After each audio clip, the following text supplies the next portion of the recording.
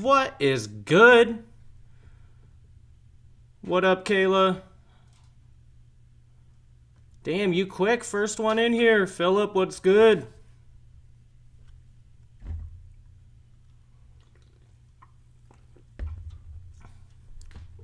Shit, everybody's jumping on. What's up, Mike, Mindy? How you guys doing? Man, you should have heard the shit that went down when the intro was playing. Holy crap. I thought I just finished cleaning big cages, but that's not the case.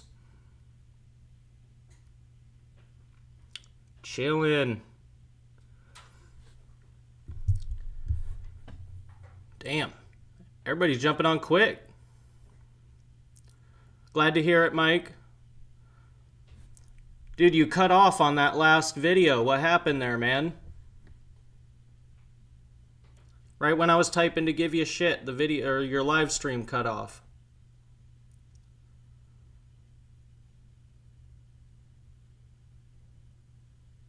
Oh, dude, Tom, you don't even know, dude. I was like, holy shit.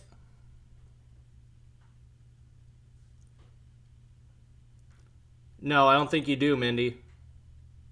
You remember Austin Powers, right? Fat bastard? Sounds like that, but worse. I don't know if I like these new lights. Does that look alright? I'm kind of been playing around with this whole lighting thing, but I also wanted kind of keep it a little bit brighter tonight because I do want to pull some snakes out and just kind of talk about proper body structure, really, of pythons, because I just see so many... How do I put this? I mean, really, it's just they're underfed or they're overfed, and I rarely see proper body structure on a lot of these snakes. And I'm not just talking about ball pythons. I mean, it includes them also, but especially with the bigger snakes, and I just find it kind of disgusting. It's a really easy common ground to find. And, you know, it's not just a schedule-based thing, which I think everybody treats it like, oh, it's a schedule. They're this age. They should be this size. We're going to feed them this size meal this often. And it doesn't really work like that. So I kind of just wanted to talk about that. Fuck yeah, Jimmy. Thanks for jumping on. Tucker, what up? Someone called. Ah, damn. That's fucked. I was just typing to give you some shit, man.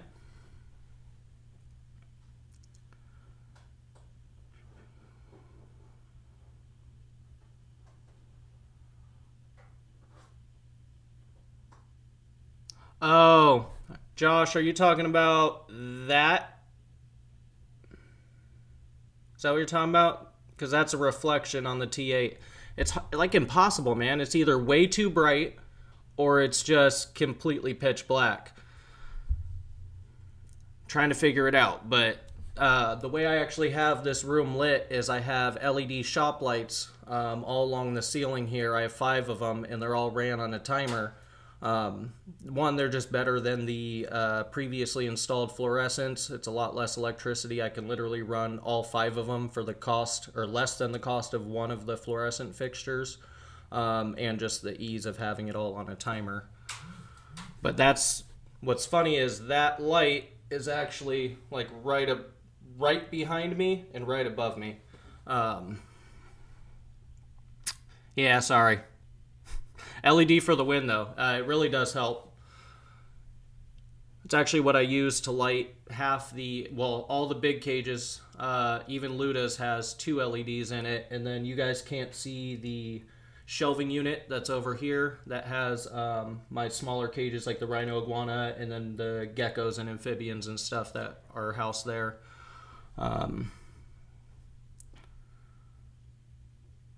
Yep, Josh. Was good, Shane? So yeah, LEDs for the win, for sure. Super easy. I haven't tried the pucks. I've been using the strips, but I'm kind of curious to try the pucks because it bugs me that half of my T8s have LEDs and the other half don't. What up, John?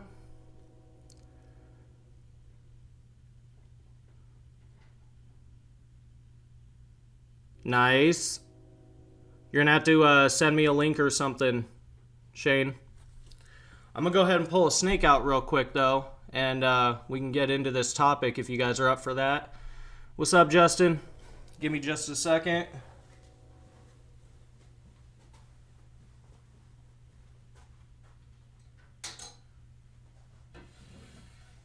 Yeah, no, it's not food time. What's up? What's up? Yeah, you're fine. Oh, chill.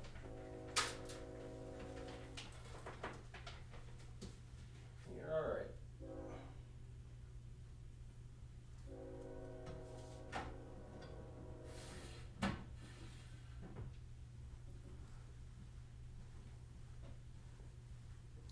Let's move this out of the way. And let's move that out of the way. This is a 2-year-old female berm. And what I really want everybody to notice is that you guys see that muscle tone and how if you're to look directly like this, she doesn't look like a flat tire. And when you look from the side, you're not seeing an extremely bloated belly here. I mean, you can even see my hands going into her belly. It's flat, you know, on the bottom, but not on the sides, if you understand what I'm saying. That is what a proper berm should look like at this size.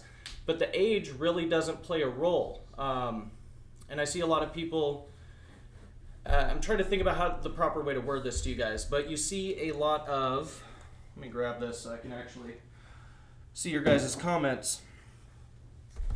You see a lot of snakes this size and they straight up just look like a tub of lard. And that's not right. Or you see them, they're this length, but they're half the girth. And that's not right either. You got to find that happy medium. But my point in bringing up the size and the age is I have her brother as well, and he's a lot smaller. But they're fed the same food, same prey item on the same schedule. And this goes back to, I've brought it up previously, but metabolism. Nobody considers metabolism and activity levels when it comes to these snakes. They go on a schedule. They say, oh, they're this old, you know, I'm going to feed them this size prey and this, you know, like time schedule as far as frequency. And then they expect it to be this size. And in reality, those animals could have a slightly slower metabolism or faster metabolism in this girl's case. And I'm actually having to bump her up already. And some people will say, you know, male-female thing. I haven't found that the case. You know, I've even seen it with the females. So I'll pull out another female that's just a tiny bit younger than her, right? But way smaller.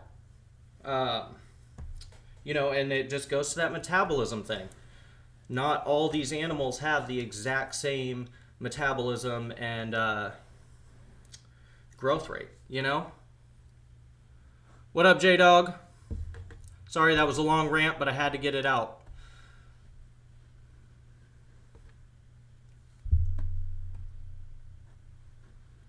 John, I told you that, brother. $10 or $20 Walmart LEDs are way better than that shit. The only one good thing, I'll say the one good thing about the AP self-installed LEDs is that they route it in. But you can easily route it in yourself too. Just use a straight edge and a router and set it to the right depth.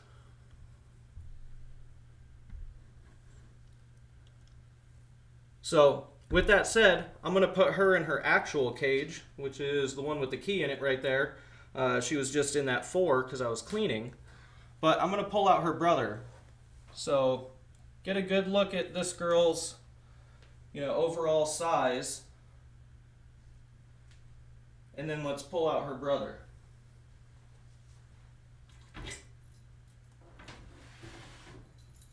You're fine. down, sweetie.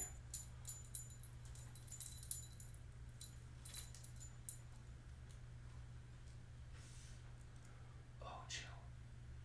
There you go.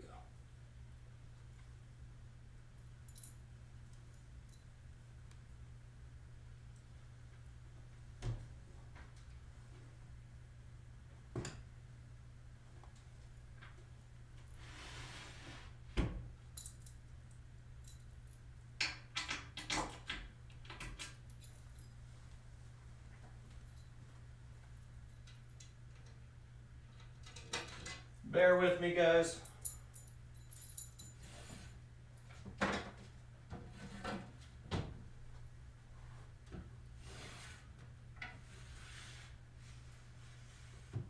What's up, bud? There we go.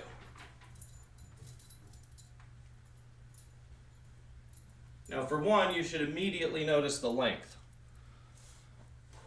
This boy is easily 1.5 feet or so shorter. And then look at his body structure. Even fed, same size, roughly, meals.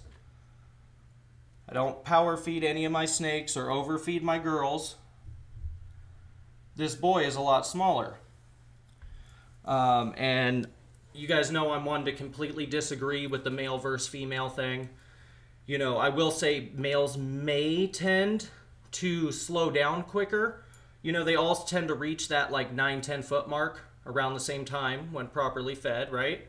Roughly, depending on, again, metabolism and activity levels. But they seem, at least in my experience, they seem to slow down a little quicker. Whereas the girls will, you know, keep that steady growth rate up to, 12 foot or so. The males will kind of slowish down around like 9-10 foot, but they're all continuing to grow. And I've seen some giant males, and I've seen some really small females as adults, full-grown adults. So, what I want to point out, though, again, is just that, that muscular tone. You can really feel and see the muscle in these animals.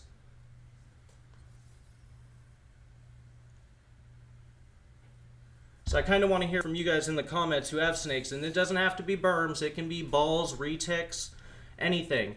And, especially if they're clutch mates or, similarly aged animals. Do you guys notice a difference with activity levels and metabolism of certain snakes? Of the same species, at least. Hey, thanks, man.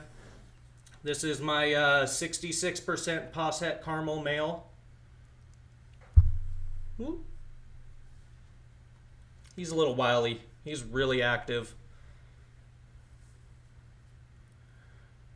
That's Hades.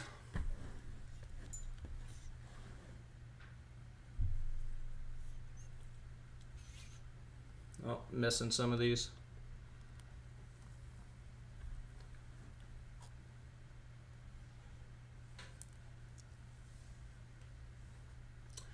Yeah, Shane, that's a lot of it.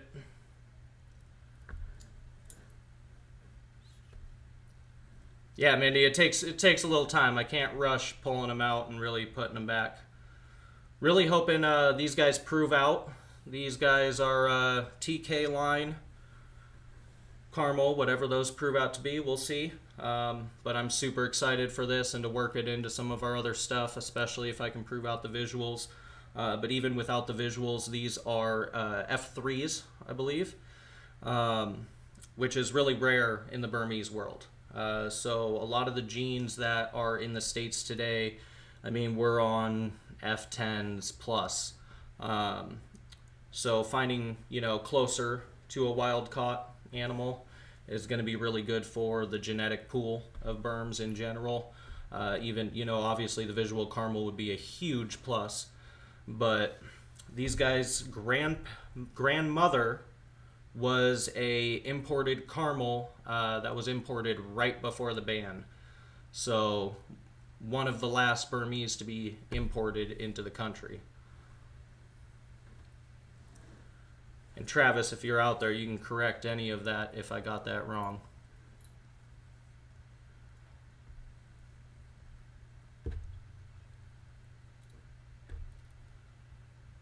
Other Dylan knows what's up. But yeah, that's the thing. Oh, what's up, Todd? You know, I notice it a lot more, I will say, with the berms and retics, but I even notice it with balls.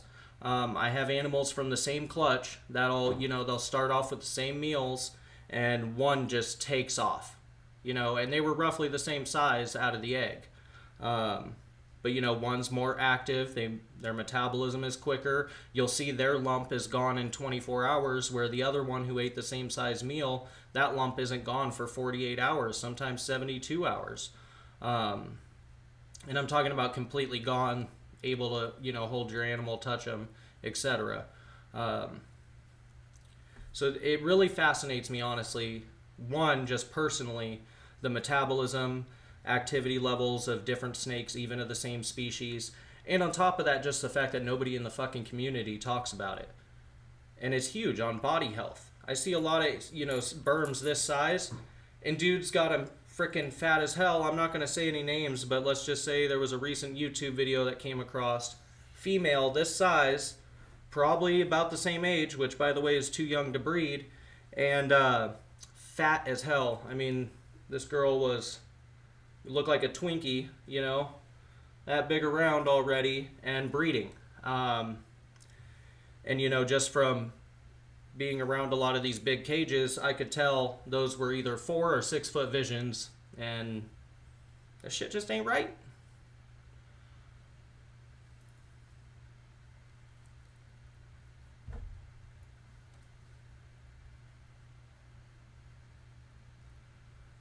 Spent time with family. Sweet.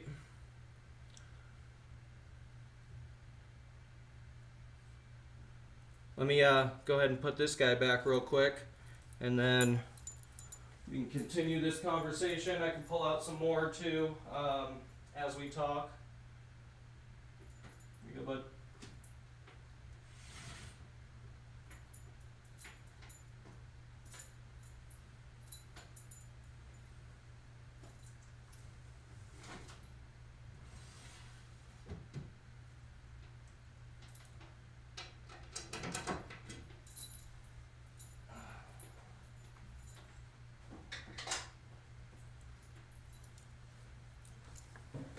So here in just a moment, I'll pull out my 2-year-old female holdback. She was my first Burmese from my first clutch that I ever held back. She's my albino het green, pos het granite. Her name's Amelia. But you're going to see her at the same age as the 2 pos het caramels I just pulled out roughly. They're only a few months apart. She's fucking huge. But the body structure is still nice and lean there. Somebody's having a fuss in the background.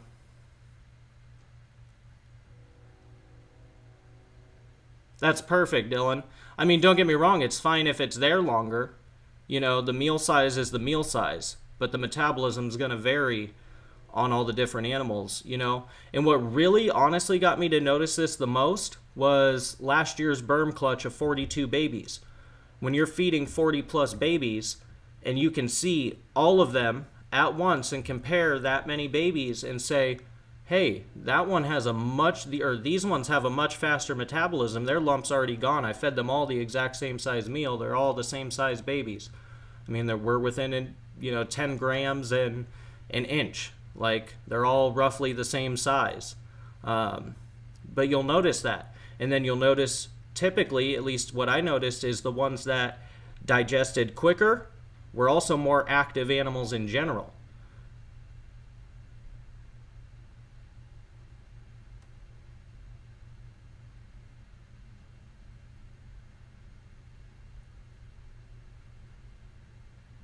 See, that's interesting, Josh. I haven't necessarily noticed it with a sex thing. I just noticed, if anything, I kind of noticed the opposite, which is weird. But I think that, again, just goes to genetics. It's who gets that metabolism. Most of us just breed for morphs, right? We're after how many genes can we get into this animal that we think are going to look awesome, and what combos can we make that are going to be cool and new, or whatever your thing is, right? Most of us are breeding for morphs. And that's kind of why I found it important, to really breed for, not just morph and quality, but also size, especially so with my berms. I like big snakes. I want the biggest berm genetics I can get. So, I'm looking, when I look at holding back stuff, I'm looking for that faster metabolism and that quicker growth rate. I want to see that. And I'm not talking quicker growth rate because I power fed them and, was feeding them every 5 days and feeding them bigger meals than I should have. That's not the kind of growth I'm talking. I'm talking natural growth, naturally more active animals. I'm looking for that, I guess, line bred trait kind of stuff. Not necessarily a visually line bred trait, but it's something that, I want to continue to look for with that species, especially going, moving forward. I don't feel like anybody's paying attention to that. And I think it could play a big role. A lot of you guys know already there's an issue with respiratory infections in Burmese pythons. There's other issues with different species, excluding morphs that obviously aren't compatible, but just like health issues, common known health issues between either species, genes, whatever it may be. So breeding for not just morph and genetics, but health, overall health, I think is going to be a huge role as we continue to move forward, especially with the species that we can no longer import. It's different like with the ball pythons, right? We can import ball pythons all fucking day. You want an import? There's probably fucking 200 or more on Morph Market. But we can't do that with other species.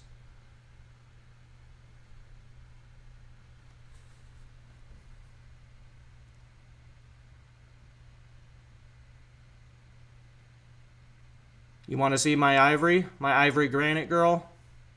I can pull her out. Oh yeah, Calypso up there.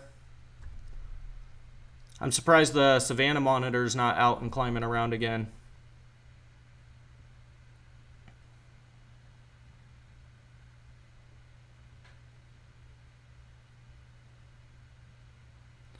Yeah, and that's kind of funny though, Josh, because, most people would say, oh, the females grow quicker because they get bigger.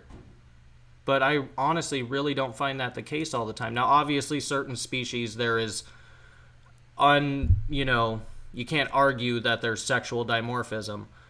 But I don't see it as much as people say in certain species like ball pythons or Burmese pythons. Reticulated pythons, it's a little more noticeable, but even then, not really. Well, the ivory granite's the one that's going psycho straight behind me. So what do you say I pull this girl out and we'll, get her to chill the fuck out, Penelope? Chill out. Use the big hook. What's wrong? Oh, you saw everybody else come out, now you gotta come play? What's up? You cool? Yeah. Oh, shush. You shush your hissy face.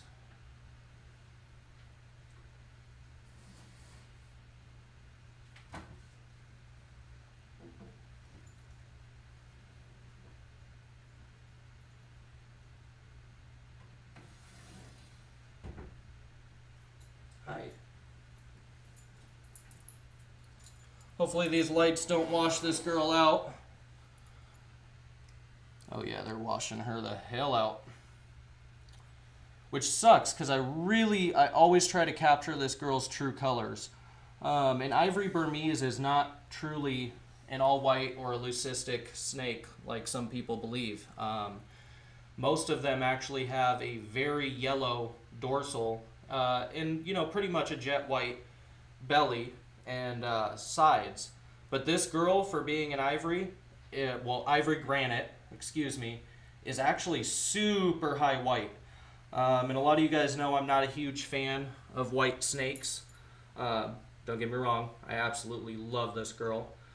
But I just find her, she's got exceptional quality. And not to mention, she's, like I said, ivory granite. So she's a super plus a visual recessive. But she's also a possible het albino green lab.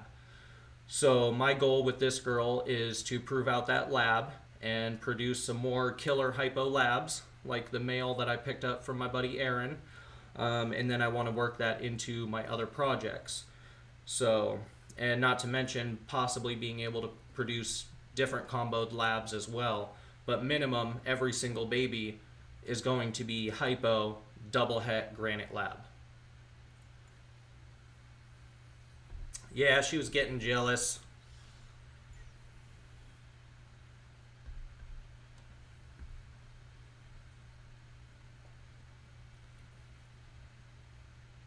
Yeah, Dylan, exactly, dude. I really feel like more people should pay attention to it, and I feel like I'm the only one talking about it, so I guess I'm just gonna have to keep fucking ranting on about it, and you guys are gonna have to deal with it or help me rant on to people about it, because I think it's really important, and I think that people just aren't paying attention to it. All they care about is genetics as far as visual morphs, which is fucking cool. Don't get me wrong, y'all know I love my morphs, but there's more to it than that, especially with the longevity of these bigger species that we can't import. And, you know, bigger species aren't the only things we can't import anymore. So, you know, I guess I should just say, especially with any reptile species or animal that we can't import, we should really be selectively breeding them, not just breed to produce the best morphs we can and then forget all about the quality. And then we're going to see more, you know, no-eyed animals and more shark tooth and defects and, you know, health issues. Not that that can't just happen randomly, but I feel like if we don't focus a little bit on the overall health of the animals from a genetic standpoint, we're going to lose that over time when we get, you know, what happens in another 30 years from now when we're 10 more generations in, or, you know, 20 more generations in. Now we're on F30s and F40s. What are going to happen when we're 30 and 40 generations in of animals that we can't import? So getting that fresh blood into animals is going to be really important.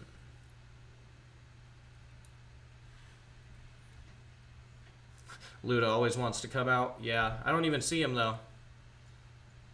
Oh, Mindy just said, yep. Yeah, Todd, power feeding's a big problem. I mean, look, this is a 2-year-old female. Look at that. It's pretty small for a 2-year-old bird. I see a lot of guys pushing them at this size at, you know, a year. But again, that also goes back. You got to judge body structure, not just size. If that animal's a year old and 3 feet, 4 feet longer than her, and it's got a body structure like her, fuck, more power to you. Those are good genetics, in my opinion. Bigger, healthy genetics. So you got to look at that body structure. I mean, you can almost see the indent right there on her side of her muscle tone. And then when we look at the dorsal, you guys are looking straight on at the dorsal. I'm staring right at her belly. Do you see how that's, you know, it's nice and even. You don't see a huge, you know, teardropped out kind of shape. I'm trying to, you know, you want like a nice round, almost, I wouldn't say square like a boa or like a typical, you know, BCI or BCC, but just that nice even roundness going to a flat stomach, you know?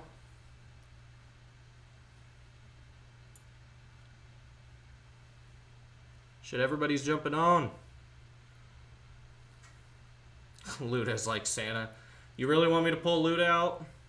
Let me finish up with the snakes first, but I'll pull Luda out in a minute if you guys want me to.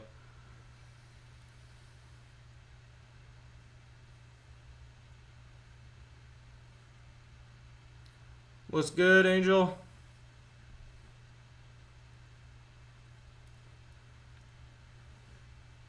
Ah, thanks, man.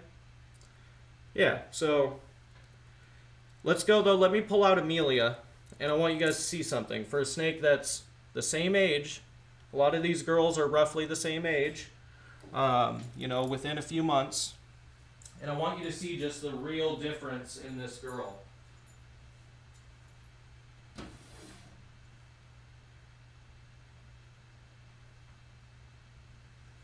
I guess we are. Oh, chill. Alright, I need these keys. I'm short, so you all gonna have to pardon me. Oh, she's the one who fucking exploded. Amelia.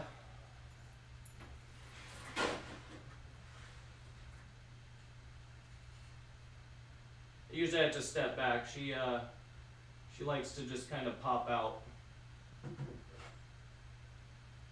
Yeah, what's up? Hi. Knew you'd be coming.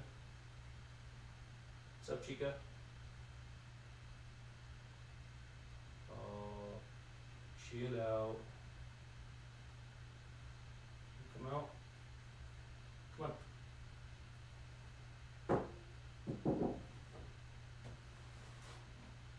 Woo. There we go. Stop holding on to your house.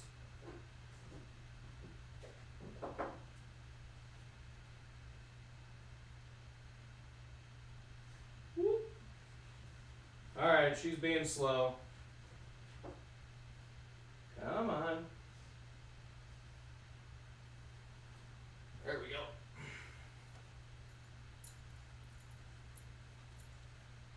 I'm going to have to move this so you guys can really see the size difference of these animals. But again, that similar body structure. Hold on, let me stand back.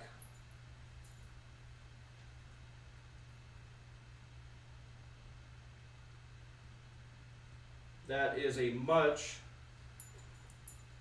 larger animal. We're talking 2.5 plus foot. But again, that muscular body structure, even a little thicker, but you can see that muscle definition. But this girl grew like a fucking weed.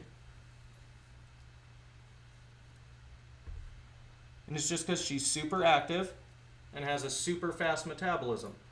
Those lights are washing out her beautiful albino pattern. But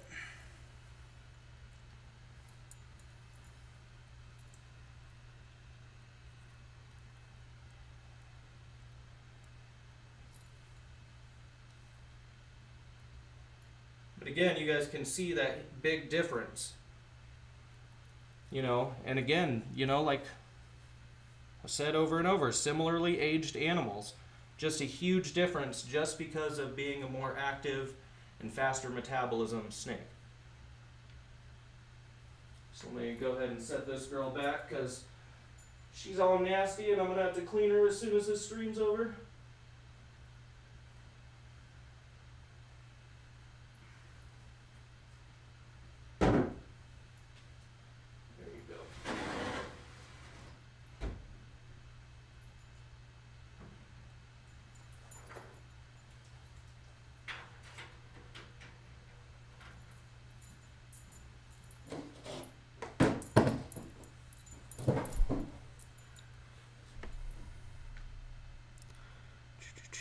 Let me get caught up here, guys.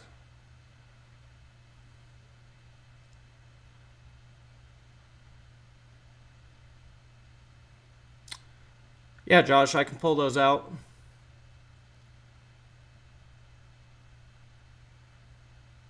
I'm pardoned for being short. Good. Had to stack those damn cages high, man. One I do want to pull out for you guys too, which is a big point, especially, is my retic. This is a 3-year-old female that's 10 foot or so. You guys can judge. But I'll pull her out, and you guys will see, especially on the retics, they're even a leaner species than the Burmese. You know, people think they're huge, and they are. They're the world's longest snake, at least, you know, full-grown mainlands. But they're very muscular animals, and they're meant to be that way. They're climbers. They're super active. They're very lean animals naturally. And this girl is the epitome of that. She is thinner than, I would say even thinner than that albino Burm I just pulled out, but easily has 3 foot, 4 foot on her.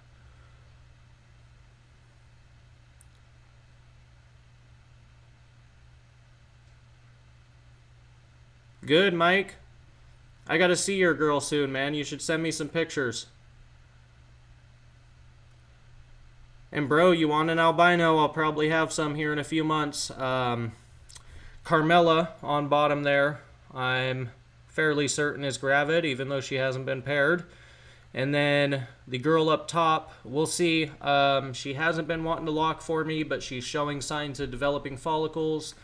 So I just used another trick on her to see if I can get her to start locking.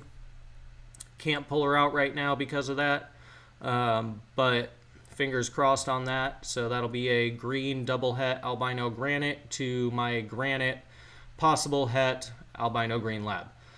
And then Carmela obviously is a het albino, and she would be retaining sperm from previous year, or from last season, the previous year, of my green double het albino granite as well.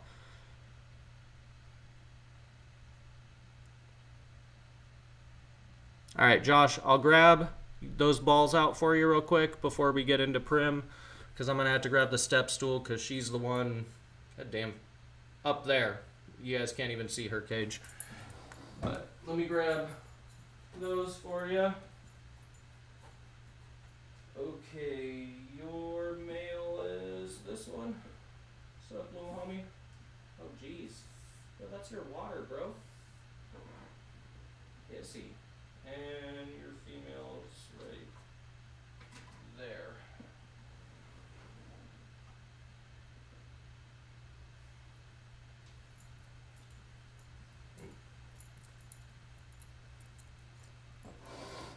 Looks like the female's already going back into shed again.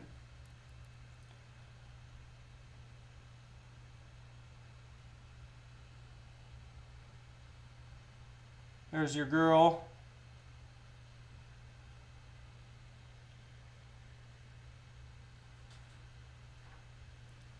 And your dude.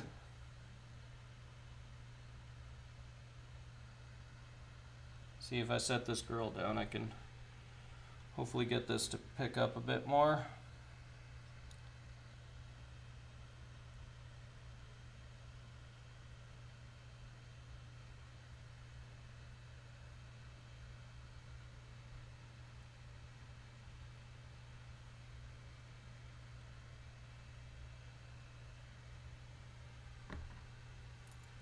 And God, that light over here really washes that out.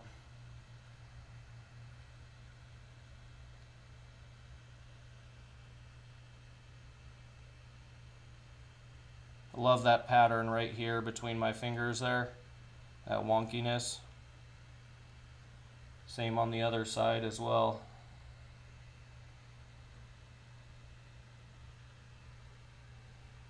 Whoop. She feels like she's about to shit.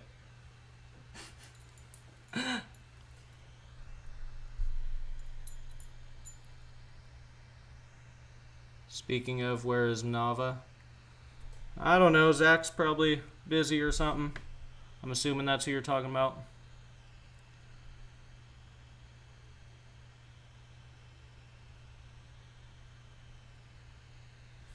Let me throw these back real quick and I can get caught up, and then we can pull out Primrose here.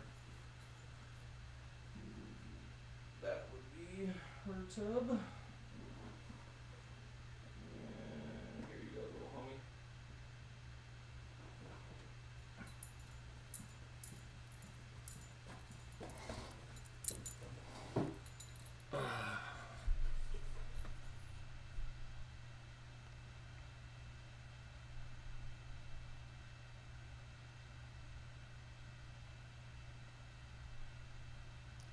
Hey, have a good night with the family, man. Thanks for jumping on.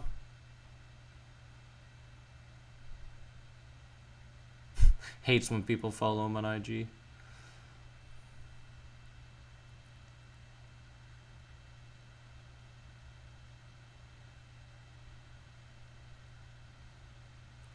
Yeah, it's really, dude, that surprised the hell out of me, honestly, Josh, when you won, because I just thought it was hilarious that you guys, or, you know, you and Shirlene and Tom and Mindy are literally getting the exact same pair. I mean, different, obviously, but same 1.1s. I can't wait to see what you guys do with them, you know, both separately, because all three of us are obviously going to be working with those genes from the stock that I started with, which I might be biased, but was really good fucking stock. And I really want to see what you guys do with it. I think it's going to be cool. You know, I want to see where both of you guys take that project. And I know we've both separately talked about it a bit, and I'm excited. Can't wait to get the 3 genes together. Yes. Stunning. Stunning is all I can say. Yeah, it does, Josh. It's kind of weird how it interacts. Like we were talking, it took me a few, times talking to some other breeders who had worked with that gene in particular and seen it separated from blackhead to feel confident IDing those babies. Because I was like, they look like a really nice normal, but there's key differences. The head stamp that you typically see on a classic isn't there. It's, not necessarily blackhead, but it's blacked out, and then you see the lighter overall tone, the little bit of flaring, the kind of change in the belly. And it was those subtle differences that I was told to, help ID that. So obviously have a long ways to learn on that. I'm actually really considering, we were just talking about it, and I think right after this stream, I'm going to take the Blackhead Champagne boy off of Morph Market because I kind of want to talk to some more people. The more I'm seeing this animal shed out, I'm really thinking it might be Champagne Red Gene, Posset Hypo, instead of Blackhead Champagne. It's a really hard one. There's not shit to compare to. And if you do look at Blackhead Champagnes that are posted, one, they all look completely fucking different. And two, all the ones I could find look nothing like my Blackhead Champagnes. And I can tell for sure, at least on my female side, 100% Blackhead Champagne Red Gene. You can easily kind of ID when they're all there. But that one boy, I'm kind of second guessing myself. And I don't want to do that going to somebody. So I think I'm going to take that boy off and just kind of get some other opinions now that I've seen him shed a few more times and he's really developing those tones in. Just so I make sure when somebody gets that boy exactly what he is. And who knows, he could be all 3 just like my female and just have a different level of expression. There's also that chance. A lot of genes interact with Champagne like that. So that'll be interesting.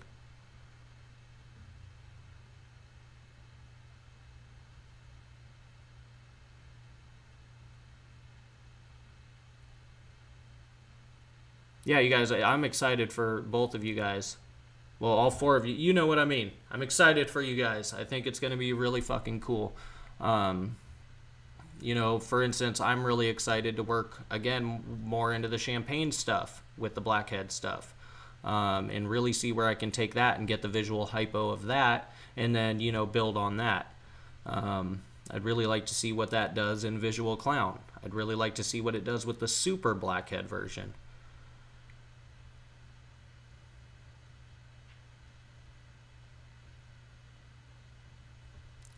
Yeah, that was a lucky win, Kayla.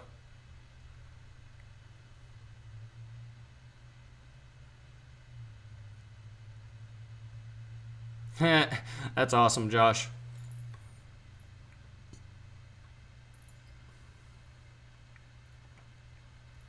Damn.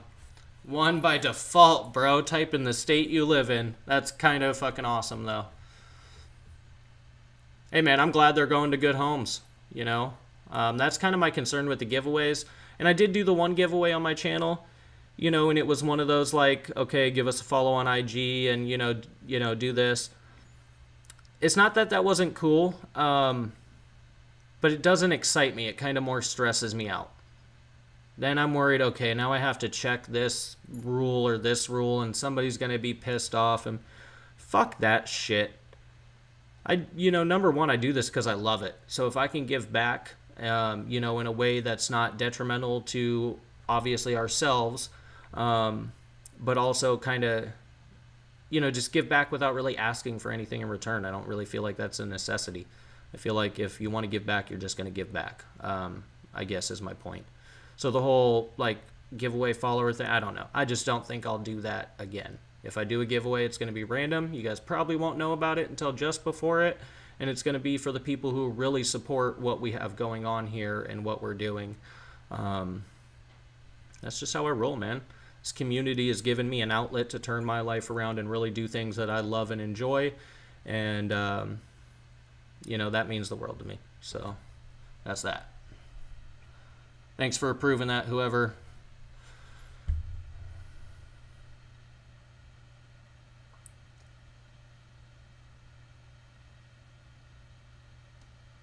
No, that's awesome, Josh. And I'm glad you guys can actually use them, too.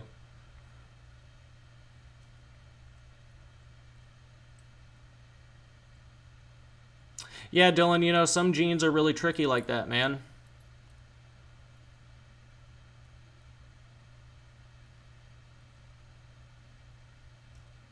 Why does it take a berm so long to shit? Man, their digestion, Jesus, is a mouthful. I need to fucking chug this Rockstar. Jesus Christ. And then it goes back to the metabolism. Some have a really fast metabolism. Some have a shorter metabolism. It also depends on the size meal, how long it's going to take them to digest. At that time of growth, are they going through a growth spurt where they're going to utilize more of that rodent and kind of shit a smaller shit? Or are they already kind of well off? They're not really going through a growth spurt. They're going to use the nutrients that they need and they're going to take a giant shit. That also comes into play. And I know it sounds gross, but how much waste versus, food in is happening?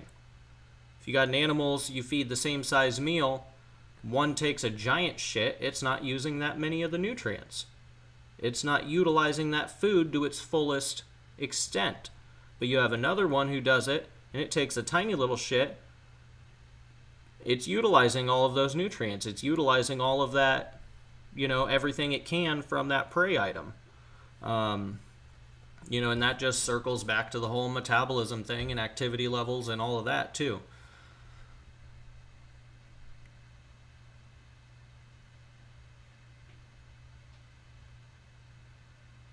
Oh, yeah, KY. That was kind of one of my things. Like, if I don't know you, you're going to need to prove to me that you have a proper setup. And if you're under 18, obviously I want parental consent there and acknowledgement of exactly what you're signing up for. These are long-lived animals, and people don't treat them like such, and it's kind of sad. Even the ball pythons. People get them in their, they expect, like a dog, 8 to 10 years. That's not the case. I mean, a lot of you guys know we've seen ball pythons over 50 years old. On average, a breeding animal that's healthy and, taken care of all right, but is being bred and stuff, is still going to live 20 to 30 years on average. And that can, with, proper care and not power feeding and not overbreeding, that can extend up to 50 plus years old.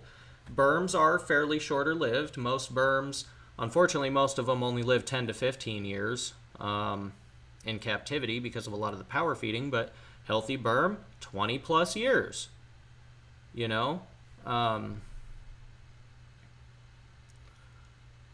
So it's just one of those things. You gotta be prepared for that shit. That's another thing with the giveaway, But the big thing, is just I like the surprise factor too, and especially I like doing it on somebody else's channel, so I'm not promoting my own shit.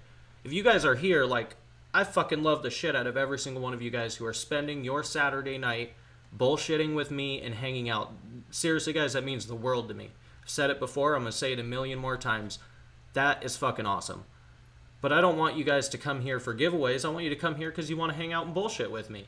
But if I can go on somebody else's channel and randomly do a giveaway or something, and I don't want to be expected, obviously, to do that every time, but if I can go on somebody else's channel and randomly I say, hey, you know what?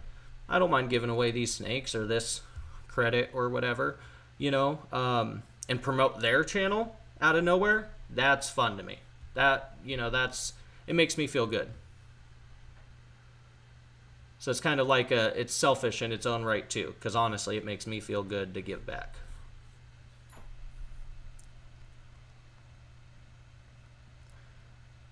This is true, Kayla. And by the way, for anybody who does want to bullshit with me daily, we do have a Discord. If you're in here and you're not part of my Discord, it's an open Discord. It's not a Patreon Discord or anything like that. You do need to be 18 or older. And, I'm just going to say it outright. Don't be a sourpuss. obviously respect one another, but send me a message. I'll send you the link to join, or Kayla can send you a message if she would be so kind if you message her. Just message me first, though, but either way, one of us can get you a link. Come join, hang out. It's a really fun place. We've got sections for the chat to go all over the place, from colubrids, Burmese, ball pythons, general chat, gift wars. It's just a cool place for cool people in this hobby to go hang out and bullshit with one another and talk about, you know, more than just ball pythons or whatnot. And just get to know, you know, one another. Jesus, can one of the mods please take care of all that?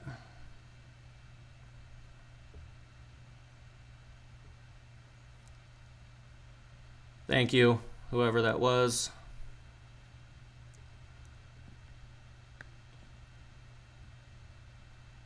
John, anytime, man. You already know. Anytime. Yep, you already know it, man.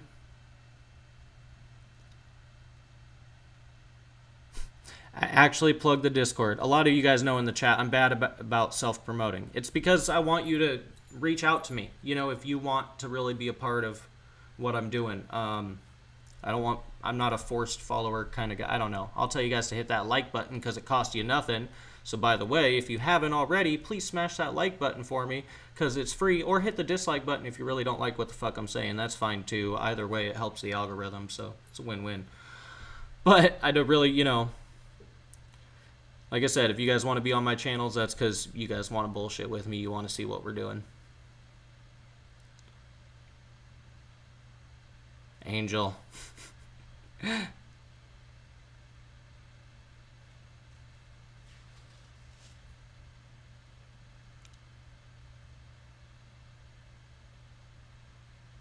Yep, like Kayla said, we'll also do Cards Against Humanity games every once in a while.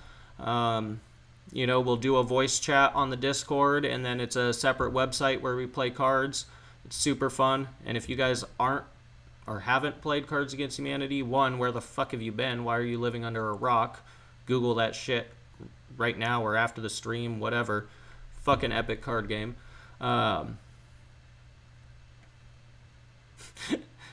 Josh.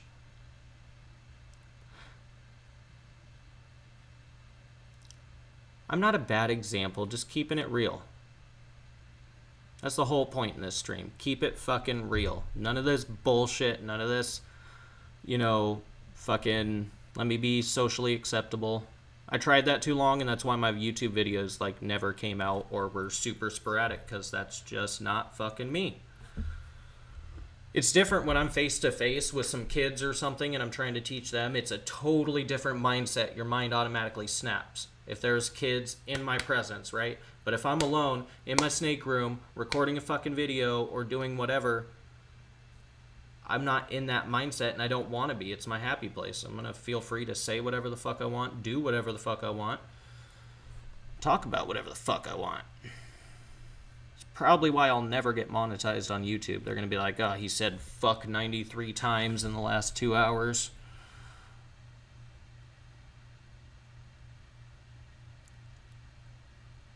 Thank you, man. That little hedgehog's been worrying me lately.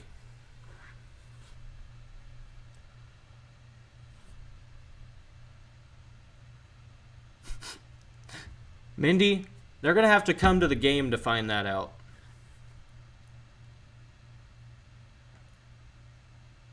Mike, just hit me up, man. You already know I want that one girl.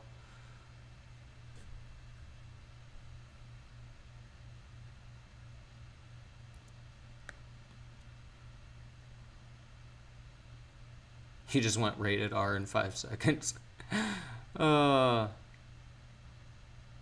pretty much, Angel, man. I just can't do that. I want to keep it real with you guys. And if you guys are going to get to know and support me, you guys deserve to know the real Dylan, not a fully edited, all right, you guys, this is this, and this is this, and blah, blah, blah.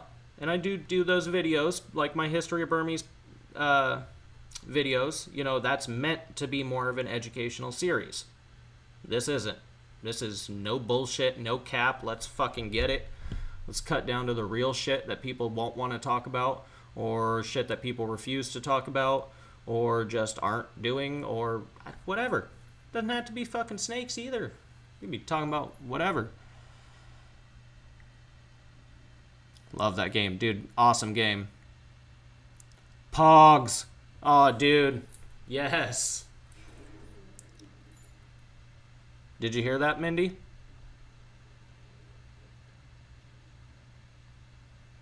You wanted to hear a snake fart. I really hope that's not the retic that I'm about to pull out. Because I literally just got done cleaning her cage.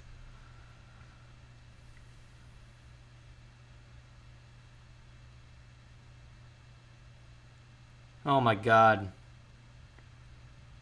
Well, I'm sorry about your ears, but lame.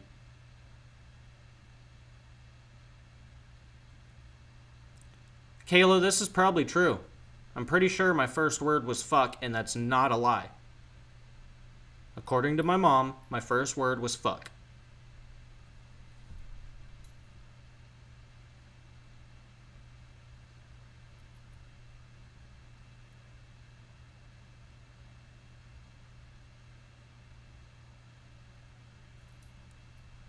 Don't challenge him.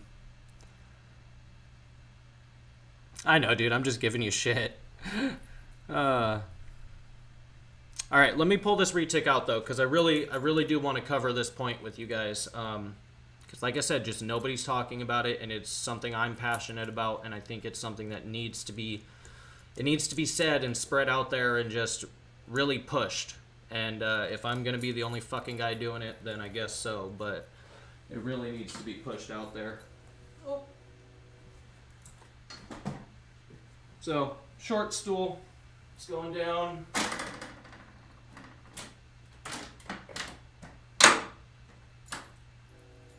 Let's go ahead.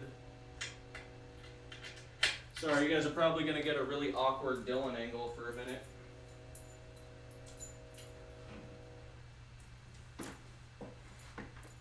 What's up, Prim?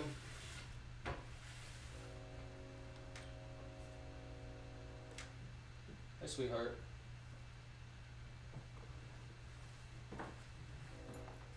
Yeah. Hey, sweetie. Ooh, we're all right.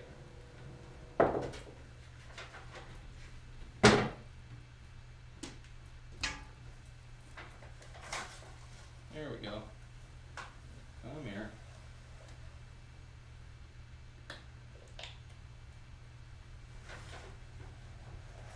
Yes, move your house over.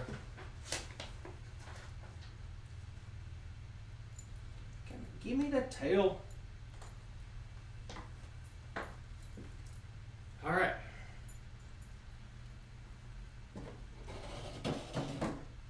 Now I'm sure you guys can notice already how lean this girl is.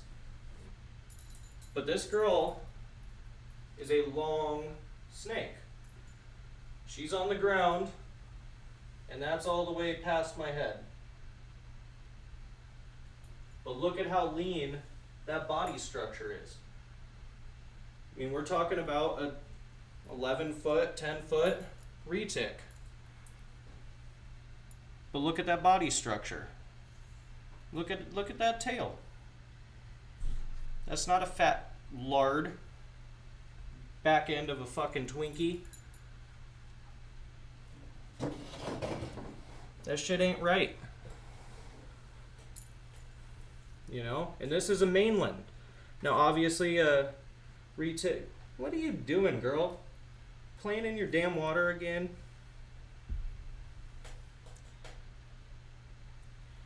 This girl always does that. Her and my granite berm like to go in their water and just like squash their head around. What the hell?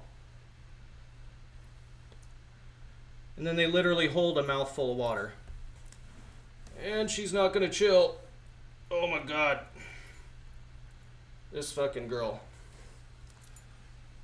It's obvious I'm not gonna be able to chill with her, I guess, but glad you didn't fucking spit all over me. Yeah.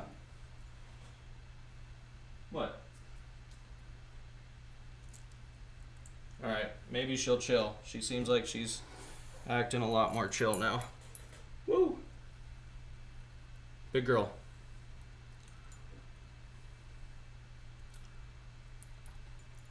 Thank you, man. But yeah, I just really want to point out that body structure. I'm going to set her back so I can really read your guys' chat, I guess. I was hoping she'd calm down a little more, but she seems pretty tense. Short guy shit.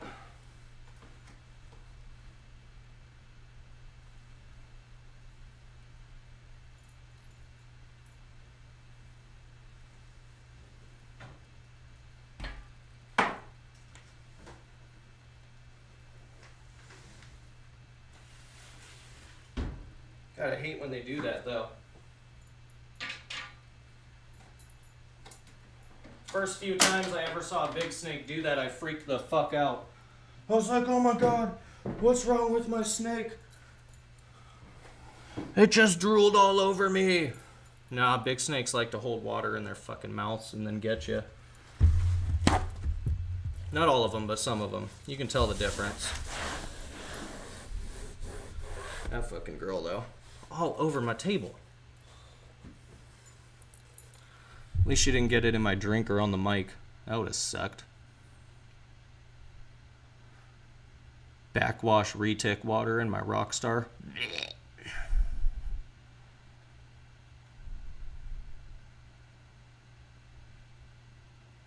You heard it, Josh? Yeah, that was a bad fart, dude.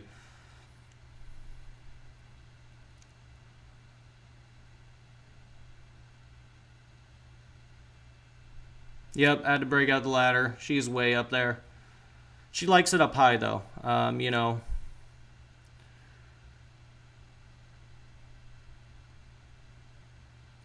Angel, that's my point, though, is everybody's overfeeding them. I see a lot of retics at 11 foot that are that big around. That big around. It's fucking huge, man. That's not right. We're not talking about a green Annie. We're not talking about even a berm, which is thicker. Shouldn't be that thick still, but I mean that's as thick as my 14-foot female. Even thicker when she's gravid. Right now she's like, burnt. But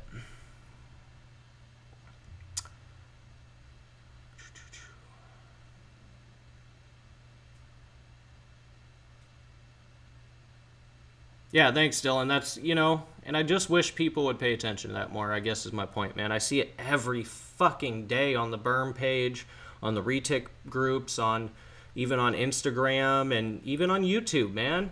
And it's just, come on. It's so easy to find that happy medium ground by not going on a schedule, but by going on your gut and just looking at the animal. Do I see muscle definition? Is that the way this animal is supposed to be? Can't treat them all the same. You can't treat the lean muscularness of a retic and compare it to a blood python. It doesn't work like that. But you need to look at them as a species and say, okay, this is what they look like in the wild. This is their natural body tone. How can I keep this natural, you know, tone to this animal? And if you're not keeping within a range of that tone, how can you fix that? Do you need to let that animal out more? Do you need to give it more exercise? Do you need to cut back on your feeding? You know, etc. You can also tell when you're feeding too often because you're going to have a shitload of giant shits, you know, and then you can say, okay, my animal is not utilizing these prey items. Let me cut down my feeding, you know, a little less and see and, you know, observe. Are they utilizing more of that prey item and wasting less of that prey item? Then you're on the, you know, a better track. Man, I could go on for days on this subject, so it's kind of just something I really wanted to touch on. I'm just really passionate about it. How tall am I? I'm like 5'10", 5'11". I've kind of like shrunk a half inch because of my back problems. But, yeah. Just under 6 foot.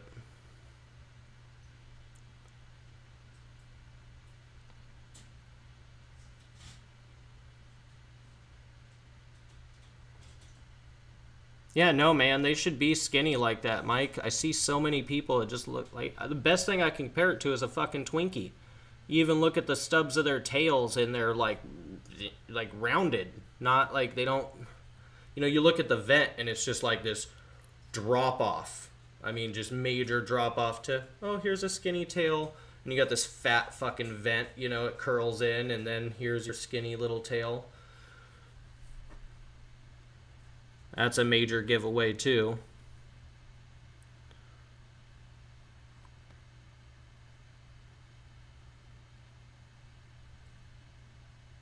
Oh, yeah, for sure, bro. Don't get me wrong, I love my balls and stuff, but I really do love, you know, my big snakes. I'll never breed retics, just personally. It's not my thing. I'll keep her. She's super awesome. I might eventually get a cow because I do think they're pretty fucking gorgeous animals. But again, it'll probably just be another female.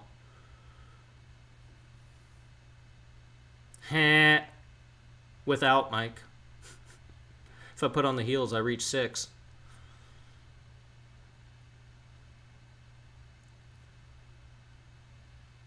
Yeah, Dylan. Exactly. Speaking of green Annies, can't wait to get a female, man. Can't fucking wait. Yeah, John, I think a lot of it can be, you know, not only improper food size, but also not letting them out to exercise, you know. And I move up my berms fairly quickly, too. Now, with that said, the Piglet, the Ivory, and Hades underneath, all 3 of those berms are, you know, fairly soon being moved right into 8-foots. A lot of people would keep them in those 4s for a while longer. I don't think so. Once they're pushing, you know, that 7-foot mark is kind of my, like, let's bump them right back up. But as far as what I mean by moving them up quickly, I'll move them from the hatchling rack right to an ARS tub pretty damn quickly, you know, after they're hatched or after I acquire them, whichever it may be. And then from that point, I'm going to move them up pretty quickly. Like probably tonight, maybe tomorrow, I'm going to be moving my Hypo Lab up into a 4-foot. You guys have seen him. He's a little hatchling. But that's going to give him room to explore and do his thing and do whatever the fuck he wants to do and get more exercise naturally without me necessarily having to be there to let him out all the time like the bigger snakes. But even with the bigger snakes, let him out, man.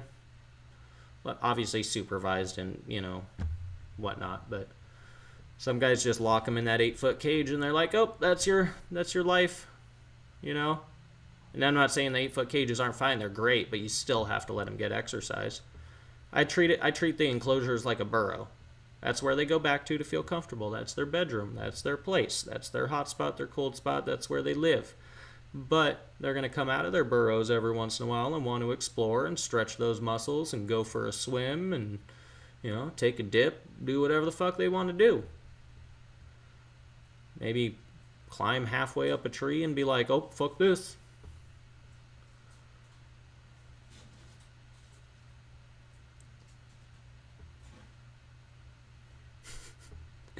Kayla.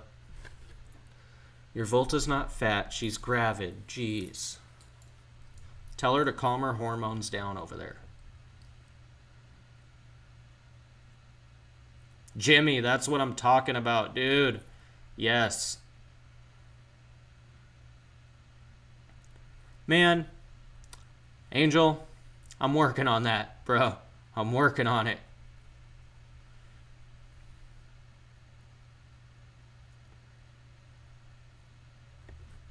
Hell yeah, John, that's the way to do it, man.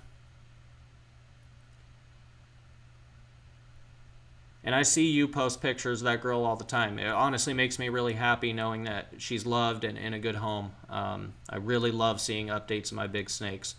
So anybody who's listening, not even just my big snakes, anybody who's listening and out there and has my animals, don't hesitate to tag me in your pictures of that animal or to send me updates if you happen to snap a picture. I love seeing updates of the animals I produce, you know, out there and being loved. That shit means the world to me. It's awesome.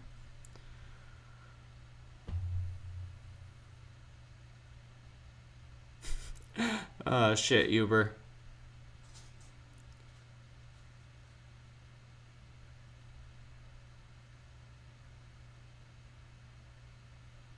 Well, Mindy, all she can do is hiss back, so it's okay.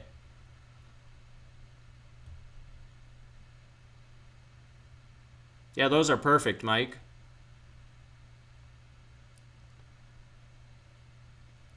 That's a perfect size cage. I mean, I use 8x30s, so mine are a bit smaller than that. Obviously, bigger the better. I feel like 8x30 is just kind of my standard size. You're They're fairly cost-effective size for one. It's big enough to comfortably house them, but it just goes back to pull them out, more. The bigger the cage, the less you might have to exercise them. But if you're going to use the standard cage sizes, get them out and let them exercise, man. They enjoy it. I know you guys with larger snakes out there can notice it when you pull your big snakes out and they're moving and they're exploring and they're really curious on stuff. You can just see the health of the animal change, I feel like. You can tell when an animal's in an 8-foot cage and it's been in that 8-foot cage its entire life and probably only taken out to clean. You can tell. You can just look at the animal and see it. But when you look at an animal and, and I guess I should also say interact with them, you can tell, like, that animal's healthy, it's moving about, it's exploring, you can hear its breathing, you can see those long tongue flicks thinking and exploring and, Spotted Aluda, is he back there now?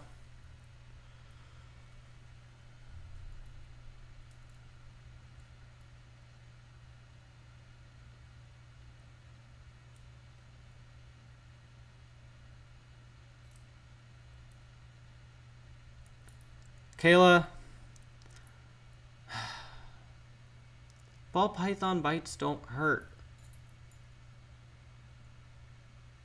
Although, you also have to realize I've been bit by hundreds of little snakes, and so I kind of just got used to it. I've only had a few bad bites, and those were from larger animals, and we try not to talk about that. Yeah, bro, send me some pics, man. I want to see them. I love updates. And also, hold on, that retic cage needs locked.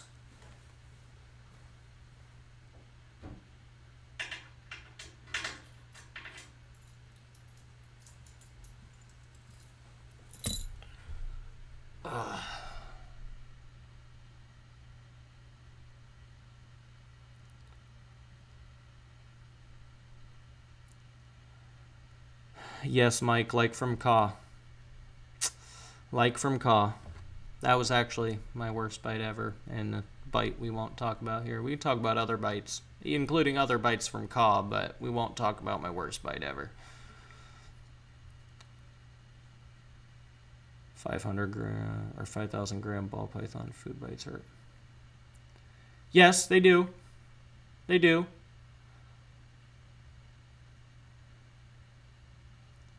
I've got a really big normal female. She's 22 years old as far as we know. She's probably 23 or maybe 24 at this point. I think she's 22, almost 20. Either way, she's 22, 23-year-old female. She's huge. She's bit me before. And it's not like, I can't say it didn't hurt. It just, once you get bit by bigger stuff, you're like, oh shit, that was okay. Whatever. I'm going to let go of my hand. Fuck. Yeah. Now I'm stuck here. I gotta clean up this fucking blood. Your tub's dirty again. I just fucking cleaned it.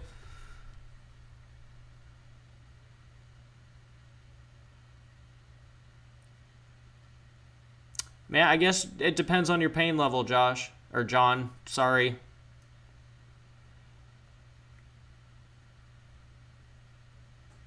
I don't know, man. I don't feel it. But you also have to remember, too, and I believe I've mentioned this to you guys before, I don't know if you guys can see my fingers and how bent they are.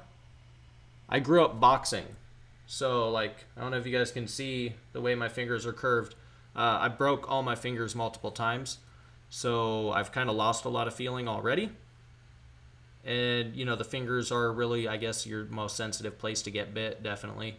Obviously, excluding face, neck. But that girl got me on the arm, and it wasn't that bad. I've had other ones on the hands, and I don't know. Like I said, I guess my hands are just numb, maybe. Everybody's got different pain tolerance, man.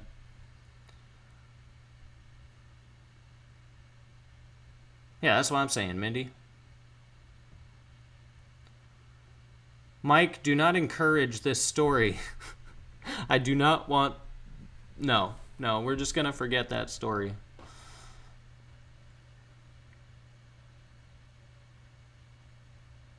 Oh, for sure, Dylan. I love pulling the big snakes out and taking them outside during the summer. It's one of my favorite things to do. Every time like we hit spring and into summer, and I'm like, okay, when are we gonna be up 75 and up? Let's get this.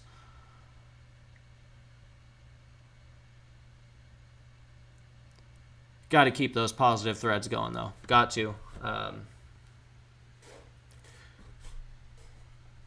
Really helps. Angel, this story isn't going down. Anybody, I'm sorry. I'll tell you. I'll tell you a couple of them, but that is not going down.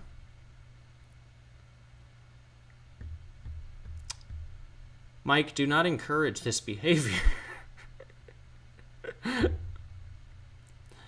Oh man. Okay, so one of them was a 12-foot albino berm, food aggression bite. I spooked him. This berm only had one eye, and he came flying out of the cage, launched, got me right on these three fingers, and then fully wrapped all the way up my arm. It took me, my buddy, and Amanda, all three of us, to get him off me. And then I was able to get this, my index finger loose fairly quickly. He came in from this way, so I missed my pinky. Got those. I was able to get my index finger loose, but he had my two middle fingers. And I mean, he was clamped and wrapped, and trying to get him unwrapped while he's still clamped onto my hand. Not fun. That one actually left permanent nerve damage, so now if I bend my fingers much further than that, I get a shooting pain going up my arm. So that kind of sucks, but I mean, risk of big snakes. And I'll say before, let me prefix all of these bite stories, okay? Any animal you own can bite. Don't judge the big snakes just because I've had a few bites. I've also worked with a shitload of big snakes and been around a shitload of big snakes. And, you take that risk with any animal. I'd be far more scared of a 60-pound dog bite than a 10-foot snake bite. Depending on species and placement, obviously, but...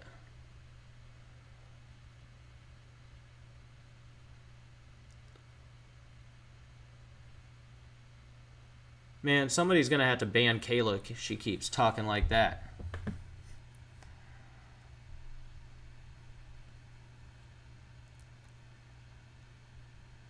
Oh my Jesus.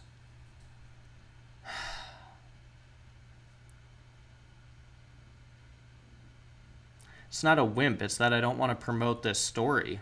It's not, it's nothing to brag about. Like, just because I took these big snake bites. I guess is my end point there. It's just a risk you take. I do want to make that extremely clear, and I understand you guys know, but anybody who's watching this afterwards or listening to this and not commenting, it comes with the territory of owning any animal, but especially big snakes. You're taking that risk, and I'll say half these bites, besides Caw, Mike, were fully my fault. Otherwise, this bite in particular, if you must know, everybody, god damn it. Let me say that to fucking again, god damn it.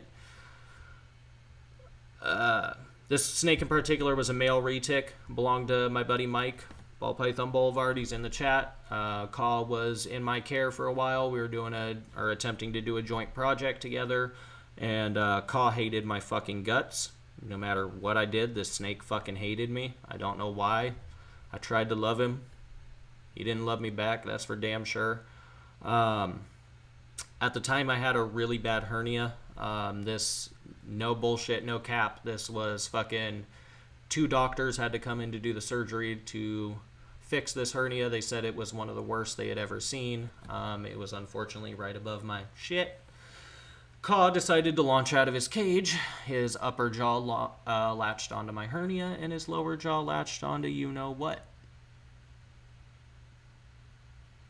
That shit fucking hurt.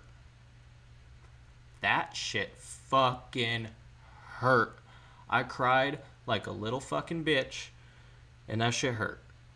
That shit was horrible. Horrible. So there you guys go. That is my worst bite ever.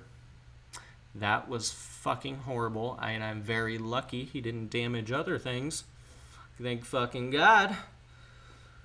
But that was my worst bite ever. That was the one. So there you go. Better be happy. I'm going to delete this Reptile Lounge after this airs.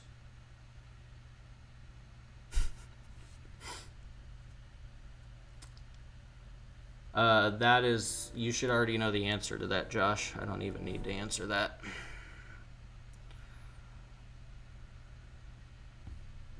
I wasn't naked, John. I was fully clothed.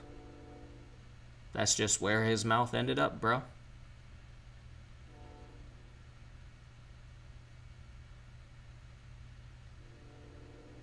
Yeah, Jamie, see, this is exactly why I didn't want to talk about bite stories. I don't like promoting bite stories. Fairly quickly, Mike, but not right away.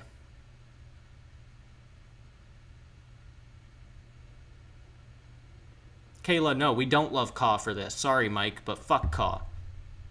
He's a cool animal. But fuck him. He hates me.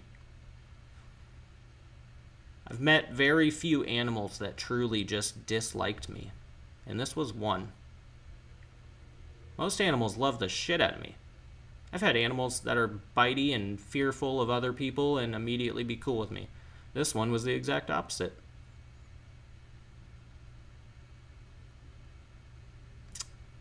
Damn. There you go, Mike. You got what you wanted. But I do really want to prefix and just, or I guess not prefix, I do want to just circle back and say, you know, it happens and this isn't stuff that people should promote. I hate when I see bite pictures online. You guys in the chat who own big snakes, don't fucking post that shit, man. It's nothing to brag about. Send it to your buddy and say, oh, goddamn, that fucking hurt. Don't post that shit online, man. It's just more ammunition for the people who are trying to take these animals away from us. And you signed up for that shit. Dog owner signs up for it. Everybody who owns an animal signs up for shit cleaning duties and responsibility of damages that those animals cause, whether that be bites or scratches or damage, whatever, you know, it happens. Yeah.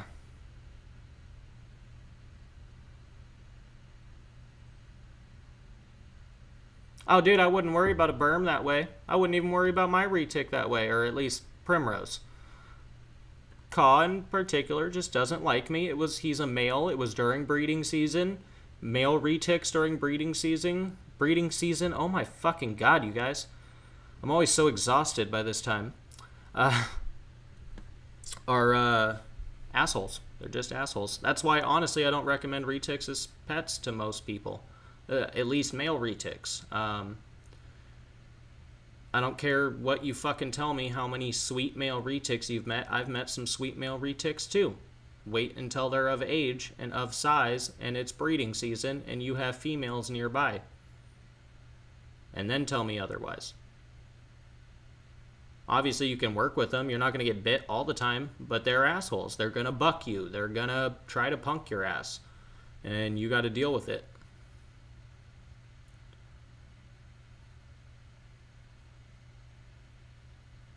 Yeah, right? Y'all just want to hear about me getting bit and fucked up. Damn. Yeah, y'all can go meet Caw. Hopefully you end up with better luck.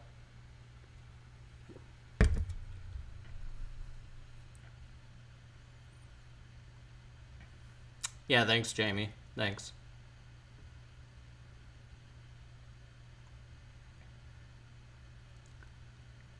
Yeah, Josh, I mean, it's all about the animal and the person. Like, I don't know, Caw and me just we don't mesh. It's cool.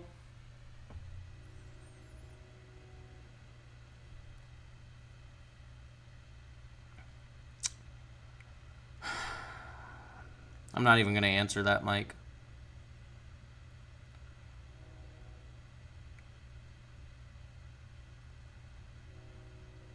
Yeah, Kayla, you know.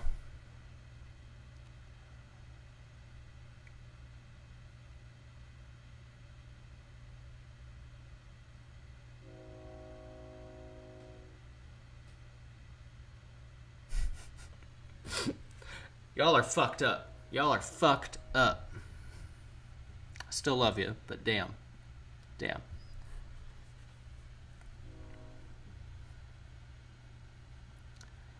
No, it's just one of those things, man.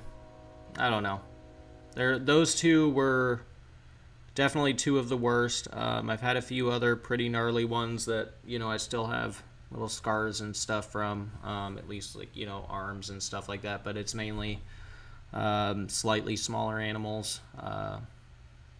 Really doesn't happen that often with the bigger snakes, though. It's more of a baby thing. Like, baby berms are little chainsaws. They are going to light you the fuck up.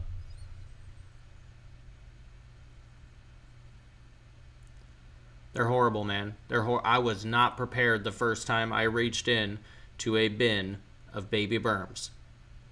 I will full-heartedly admit that. Baby ball pythons can be really striky, okay? But we're talking about like 6 to 8 babies on average, okay? Now bump that to 20 to 40 on average, or more. And they're all in a bin, taking a bath. And you're trying to separate and sex all of them. You know, ID them, sex them, all that.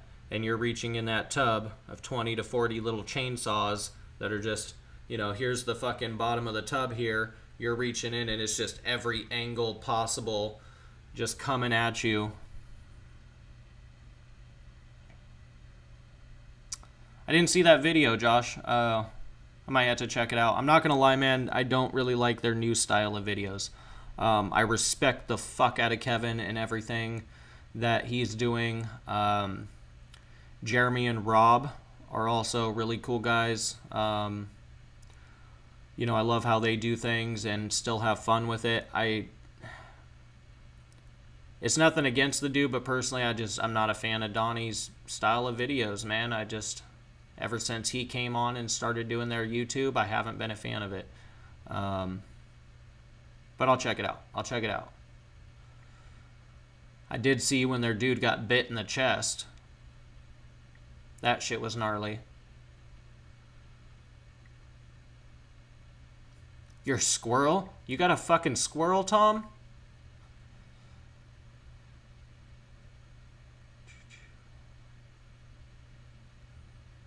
Yes, babe. Amanda is my better half. For those that don't know in the chat, hissy little shits, but they're so cute. It's true. Yeah, see, Josh, I'm just not a fan, man. Oh, fuck yeah, Jamie. I'll even take baby berm bites over a fucking rat bite. Shit, I'll take a 7-foot berm bite over a rat bite.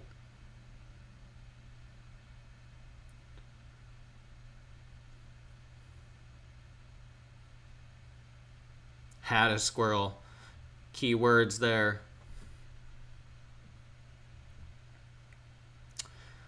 Amanda knows the call story. We were together at that time. Yeah. Not cool. Not cool. That's all I can say. I mean, luckily, I'll say this. The lower jaw did not have a good grab. But the upper jaw, on the other hand,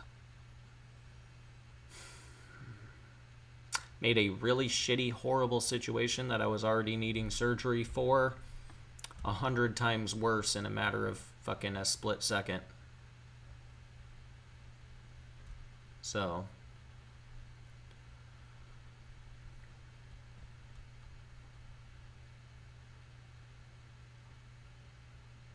oh, that's cool if you were helping him out. That's awesome.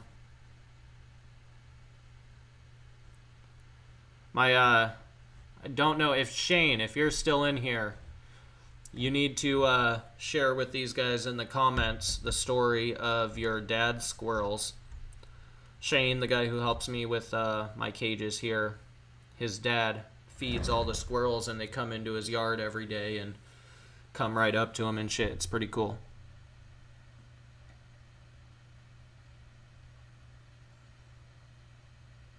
Little mammals are little assholes, though, when it comes to bites. They're fucking horrible, man.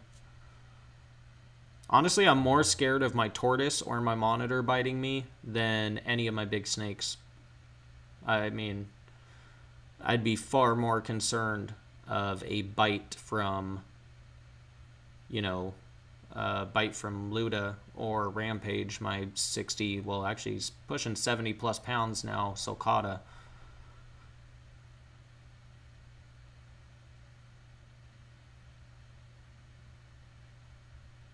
Oh, 100%, Jamie. That's kind of why I didn't want to talk about it, honestly. So that's probably one of the few times you guys will ever get a bite story out of me. I just really don't like promoting it. I mean, I don't know. I know I sound like a broken record, but I just don't want anybody to rewatch this shit or who's, you know, not chiming into the comments. I really want everybody to understand that because, you know, it's just part of the risk we take. I don't know. I've already said it. You guys get it.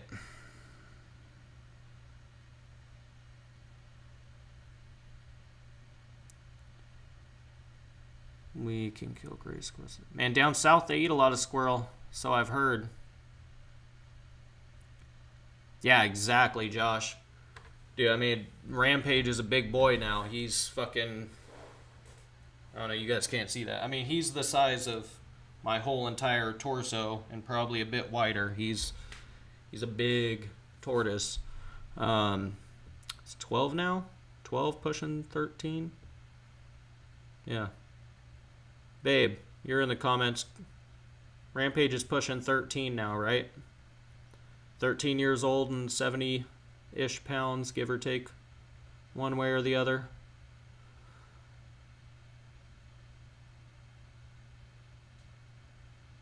Squirrel is on the menu. Let me grab this real quick. I know you guys wanted to see this dude. I see him. I don't know if he's going to want to come out. We'll see.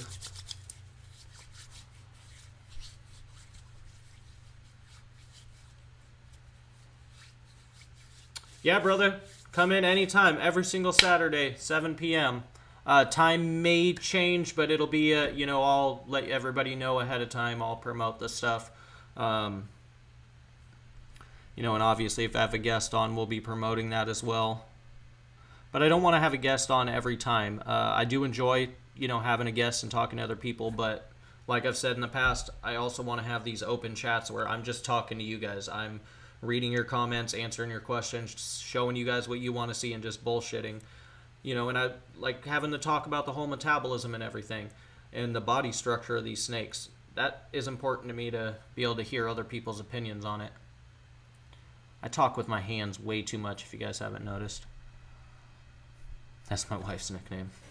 Alright, hold on. Let me, I know you wanted me to pull this dude out, Mindy. Let me see if he even wants to come out. We'll go in from this side. Yeah, what's up, bud? Okay, bye-bye, snake hook. What's up, bud? Come here. It's your fucking water dish. You're gonna bite your water dish? Come on.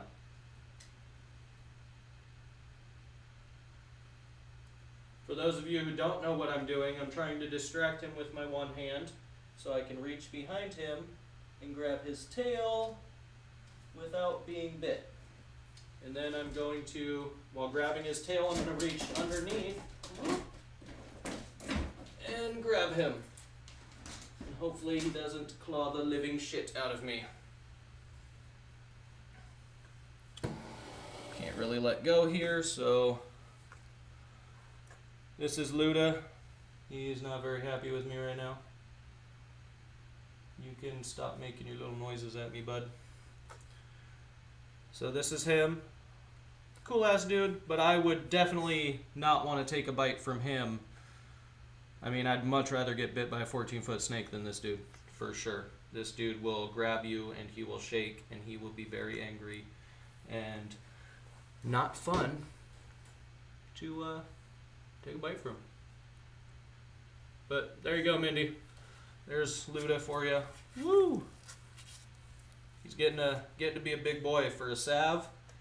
I mean, you guys can see that length there. I'm gonna go ahead and set him down though.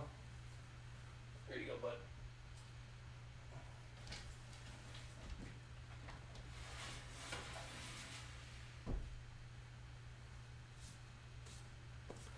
Scratched me up there.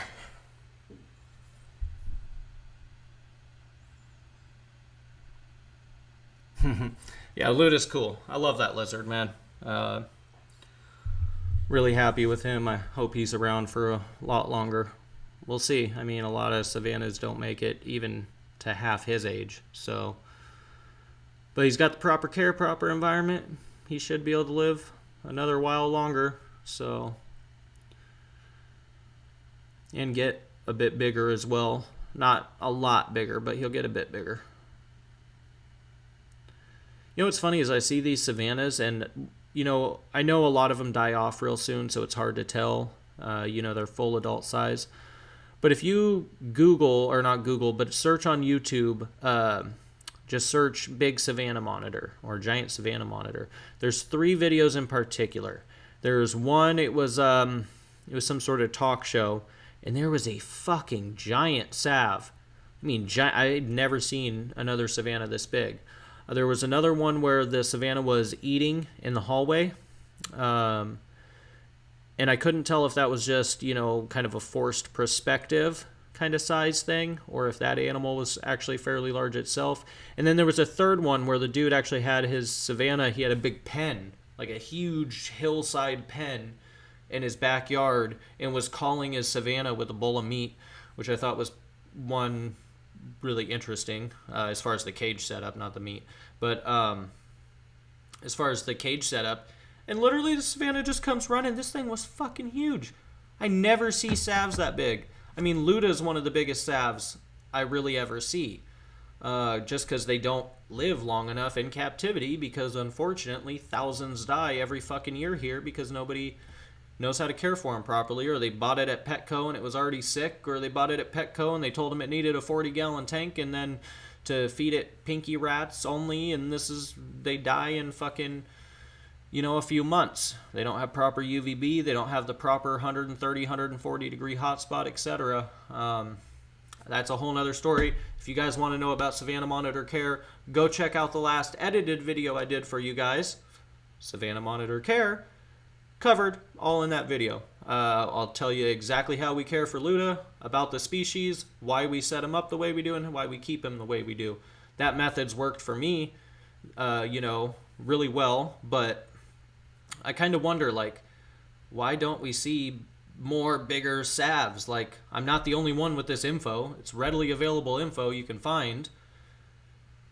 Where are the big giant salves at anymore? You don't see them. I almost wonder if it's like a locality-based thing, not just a species-based thing. Or like, because we're getting most of our Savanna Monitor imports, for instance, from West Africa, right? So are the West African locality of savannas smaller than the Eastern Africa localities of savannas? When you get into that eastern region, is there a locality base there that's a larger specimen?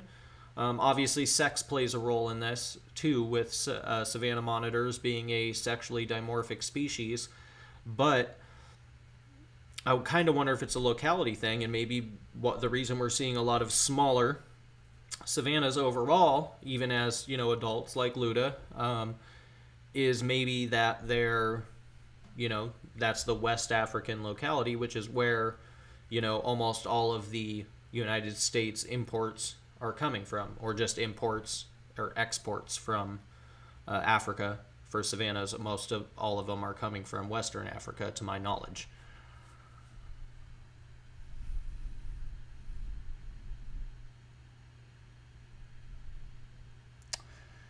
Yeah, man, it's because I pulled her out and then put her right back in there. Usually when I pull the big snakes out, I kind of hang out with them for a while and set them down on the floor and let them do their thing, which I obviously can't do because I wouldn't be able to see your comments, and I'd have to be standing over there making sure they're not getting under all those racks. And just playing with them, because that's what I do. She'll probably chill out here in a minute and go into her hide. You know, and that just goes to show the intelligence too. If you'll look, man, if the lights were on, and I don't know if you can see these berms straight behind me, you'll see them at some point poking their heads up, staring at us. I can see this one is above its house right there. You know, I find it really intriguing how every time I'm in here and I'm talking and I'm cleaning and I'm doing stuff, or I'm working on the computer here, or, you know, doing some stuff on the bigger screen here editing, I find it really interesting. They're all popping their heads up, they're nosing out, they're like, hey, what the fuck's going on, what are you doing? I love that. It just goes to show the intelligence of the animals, truly.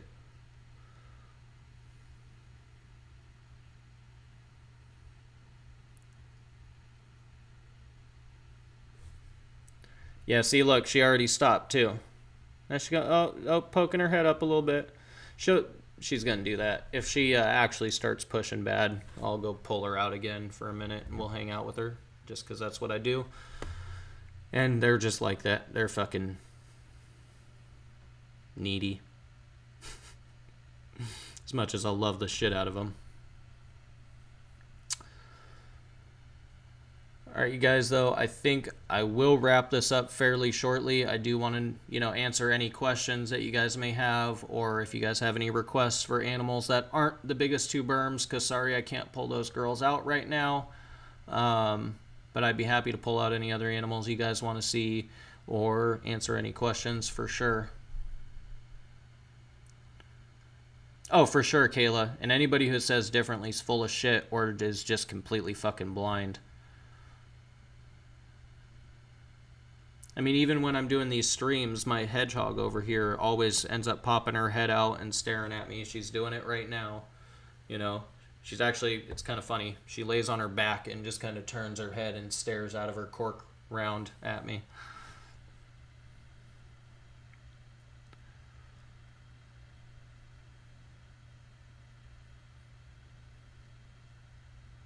Dude, John, I swear the berms get like that to one another because they see me pulling out the other animals and they're like, what the fuck? I want to come out. When's my turn? You pulling me out?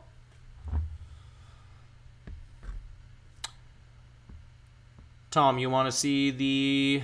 Oh, yeah, I'll pull out that dude for you. That dude's fucking stunning. Honestly, I'm amazed that him and his brother are still here. They were the best looking babies out of that whole clutch. That lesser leopard combo was really cool and interesting. That went to somebody who's been in the chat and in the groups. You'll see it when he decides to post it. But I'm amazed. Almost the rest of them, or almost all the rest of them are gone. And these guys are here because they are little stunners. And growing like weeds.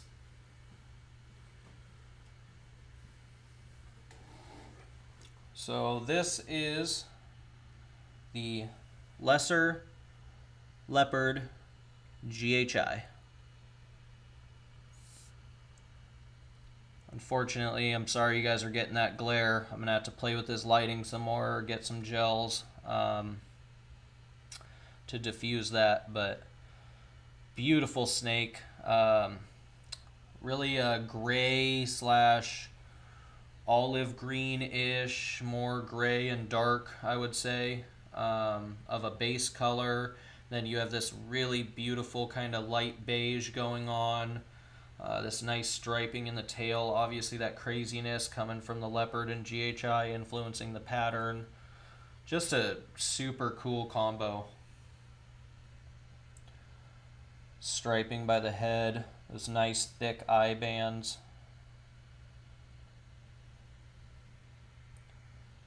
So, cool little dude.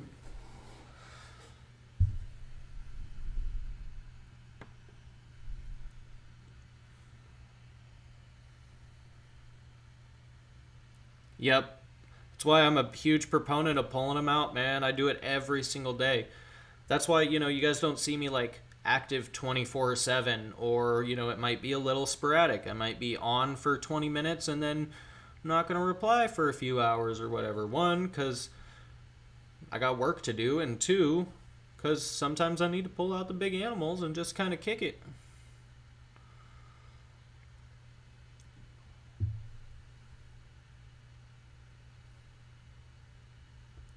Yeah, Tom, he's a cool dude.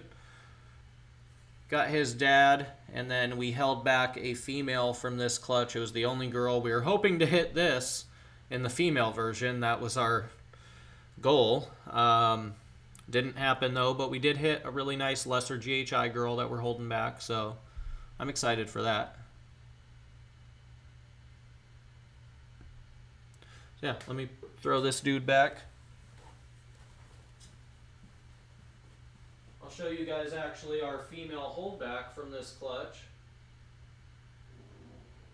There you go, bro. She is down here. Holdback drawers. So this is our holdback female from that clutch.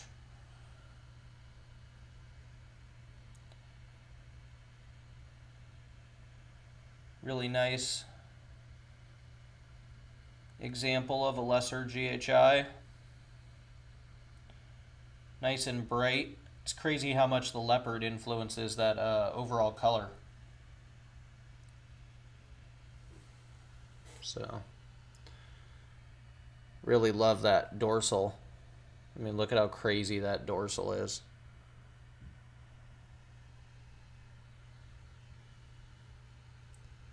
So I'm excited to work her into some stuff. It's Amanda's baby.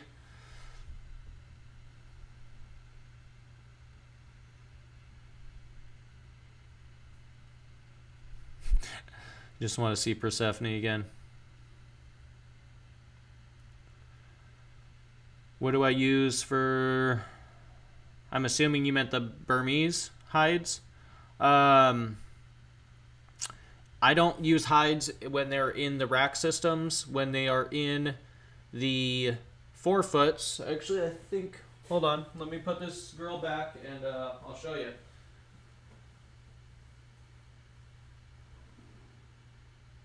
There you go, sweetie. I use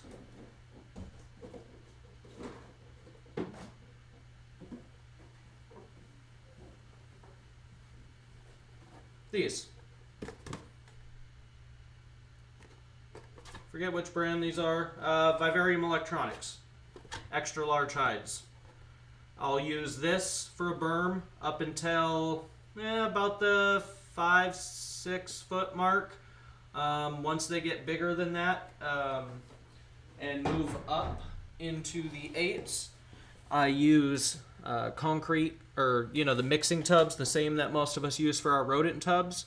What I'll actually do is I took the old rodent tubs and then I just cut, use a soldering iron, cut a nice half circle in it just like that, and then I use that up until they reach about the 10-foot mark, and then you just don't need a hide. They're not going to use it. I've left them in there and they just don't utilize them.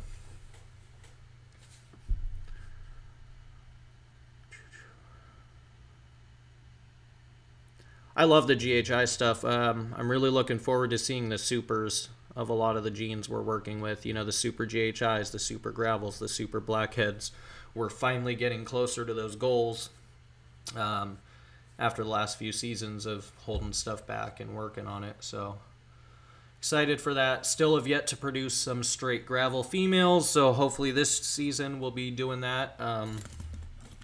Have 2 clutches where we could hit straight gravel comboed females without any yellow belly involved in the pairing, so that'll be nice.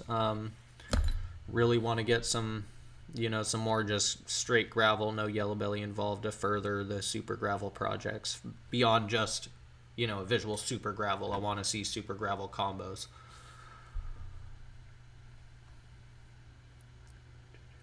Make sure I'm all cut up here. And then I'll grab Persephone for it. Wool slushy. Oh no, I can grab her. Hey, sweetie. Oh, you chucks.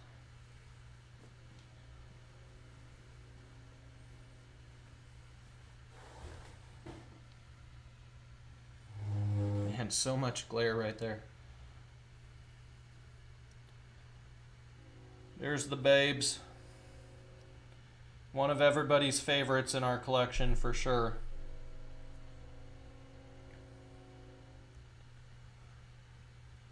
So there you go, Mindy. There's the babes.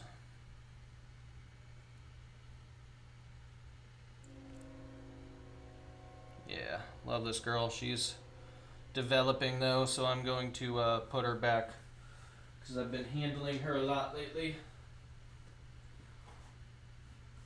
And I just don't want to bug her too much. And I'll show you one of my favorite snakes that doesn't get shown off near enough. And I just love this snake so much. This is the first highway we ever produced, who is getting washed the fuck out by that light. I'm about to just kill that light so you guys, oh, there we go. Pastel highway female. She should be hitting the breeding rotation at some point this year. She's already sitting right about 1,200 grams. So I want to just give her a little while longer and get her closer to that 1,500 mark and then start pairing her and see if she's developing at all. Really, I'll just ultrasound her and see where her follicles are at. And if I see that she's developing, then hopefully pair her to have a chance at Super Pastel Super Gravels, or hopefully by the time she's ready, my Fire Gravel something male will be ready. We've already discussed that boy a bunch. We've also had a further conversation about him in the Discord, so if you guys want to check that out and see a more recent picture of him. Yeah, they've been pretty busy, Mindy, but it's just another one. I just love this girl. Just can't get over highways, man. Highways, super gravels, the whole yellow belly complex, besides ivories. I just love the shit. Go ahead and put her back. Actually, I'll pull out one more who rarely gets shown off, is our the first visual piebald female we ever produced. Same time frame too. Aw, man, she's deep in shed. Of course.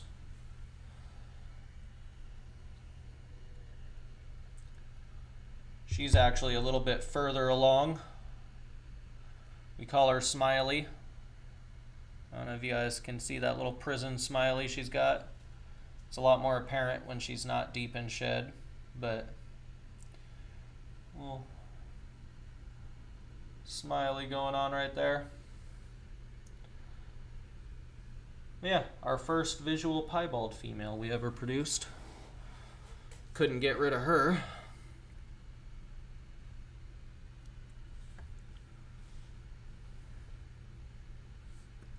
Yeah, Tom, I really want to get into the super gravel stuff and really work that project as far as I can.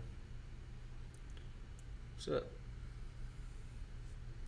too bad you can't just like hang out right here. We need, you know what we need to do is get a green tree python that just hangs out on the mic stand.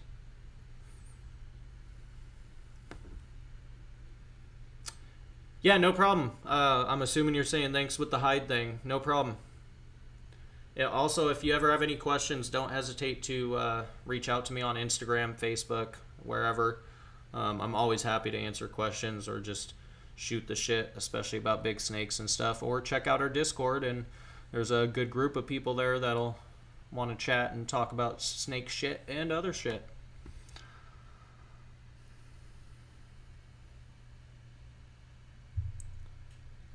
Nice, Jamie. I have this, for the first time I held back a male. You know what? I'll grab this male because I'm just curious of opinions.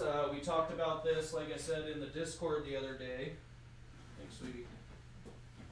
He's technically a fire gravel / yellow belly, but he's staying here, so I have him marked.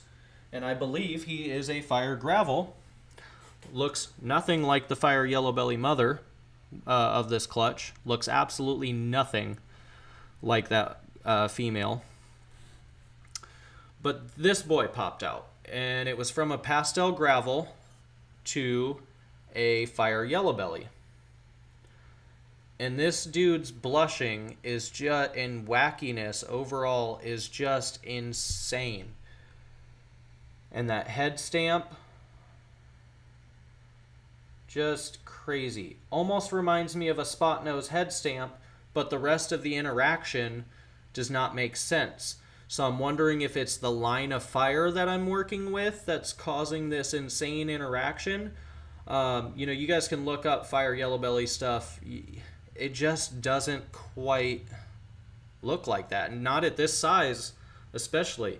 Maybe some of them look close, fresh out of the egg, but this boy's pushing 400 plus grams. And just the brightness is insane. I hope the camera, at least from what I can tell, it's not really picking it up.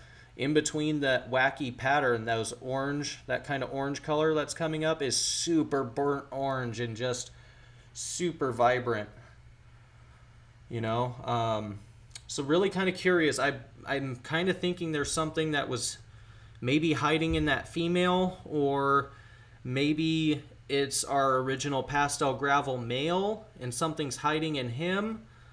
But just, I don't know, it just doesn't quite add up. Nice clean belly too, for the record. But he has this, man, hopefully it picks up. Do you guys see that kind of line where the pattern ends, but then the yellow continues into a thin white belly stripe? The light is kind of washing it out. Damn. You know what? I'll try to get some good pictures with the DSLR probably tomorrow, and I'll post them in the Discord. For those of you guys that are a part of the Discord, you guys will see it. His belly also really intrigues me. It's just different. It's a different interaction. Looks absolutely nothing like the fire yellow belly mother, or other examples online for that matter.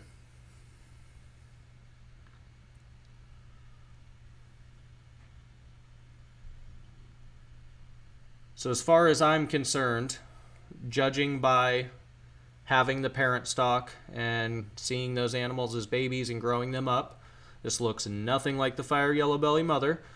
So he's staying here. I have him labeled as a fire gravel, even though he technically is a fire gravel / yellow belly. And I have an odd suspicion that something's hiding, but obviously we're not going to know. I'm not going to say shit or assume until I breed him out, besides the gravel part, because, like I said, looks absolutely nothing like the mother. And we'll see. I could be wrong. I could be totally wrong. But if you guys want to see some really quality pictures of him, I do have some really nice pictures of this exact snake taken with my DSLR on that slab of granite that you guys can see the corner of right there. No editing, no camera trick, no bullshit. Manual mode on my fucking EOS 5. Just simple wide angle lens, all set to manual. That's it. The only thing I really adjust is the obviously the focus and the aperture. So yeah, really interested in seeing what happens with this dude. So hopefully we can take this to that pastel highway, and the hope is to hit Firefly super gravels. So fire, pastel, and double dose of gravel. And if not, I wouldn't complain with Firefly highways either. That was my original goal with the pairing that produced that male, was the Firefly highway. But in that clutch, I didn't hit a single fucking highway. Odds were not with me on that one. Yeah, I think it'll be fun, Jamie. There's just something about that male that just stands out to me. He was the first male I ever held back. I've never held a male back before him. I always purchased like kind of higher end males, and was holding back all of the females that I really wanted to further our projects with. And I don't know, I saw him and just, as a baby too, like when he was even smaller, he popped even more. When he came out of the egg, I was like, what the fuck is going on? Excuse me.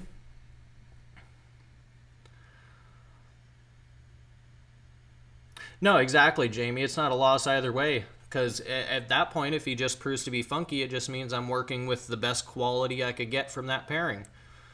So it just goes back to that quality thing, which would be awesome for me. Honestly, I'm happy either way. I mean, it would suck if he proved out to be yellow belly. That part would suck. But just from looking at the lines of the animals and knowing what I'm working with and seeing all those lines separately and their parents, well, besides the pastel gravel, but I knew the fire yellow bellies, pairings, parents, and grandparents, because that fire yellow belly girl was actually a present to me from one of the guys who really helped me get started in the hobby locally here, who unfortunately isn't really around anymore. He's not social. He doesn't do it for a business. This is his hobby. Dude had ball pythons in his basement for, the last 20, 30 years and has just been working with his stuff. He's bought like a few off other like old time breeders and just been working his stuff. So I was lucky to link up with him locally. Oddly enough, on a Craigslist ad when we like first started collecting, and then I got to know this guy, ended up doing some construction work with him and stuff, and just built off that. So I've seen that animal's parents and grandparents. Yeah, Josh, like I said, I have him marked as a fire gravel because he is staying here. And until I prove otherwise, obviously the babies will be marked 100% accordingly. You guys already know I'm straight up dude like that. But I believe he's fire gravel, so I fucking marked it fire gravel because that's why I'm holding him back.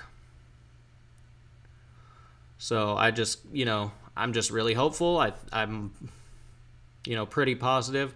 I even sent the pictures, to some buddies when that clutch very first hatched, sent some pictures over, and they're like, oh, that's a nice yellow belly / gravel, but that fire gravel though. And I'm like, yeah, see, even you can tell just from the parents' lineage, like, there's something different about that dude. But either way, if we're going to be 100% correct, he is a fire yellow belly / gravel. I have him marked as a fire gravel because that is what I believe he is. We'll prove that out. He's staying here, so it doesn't really matter. Definitely never selling that dude. Unless maybe, I don't know, even if he proved out a fire YB, I think I'd still use him as a backup or something because just the quality there. I don't know. I get connected to him. Sentimental like that. Can't wait to be three generations. To see that progress has to be amazing. Yeah, Jamie, I'm so excited. Those girls that I showed off, like the Pastel Highway and the Pied, we're just getting to where some of our very first female holdbacks are getting up to size. So it's like, I don't know, it's really rewarding feeling for me to know that like I produced that girl. I cut the egg she came from. I bred her. I put the work in to breed her parents, and pretty soon I'm going to be cutting their clutches of eggs. And it makes me super stoked to like, real soon I'm going to be breeding snakes together that I held back. Like that pairing in particular. If by the time that Pastel Highway girl's ready, if I'm pairing her to that fire gravel / yellow belly boy that I held back, and I throw those together, like, that's going to be such a rewarding feeling knowing I produced both of those parents and then I produced, their offspring. Like, I'm super excited for it. I think it's going to be awesome.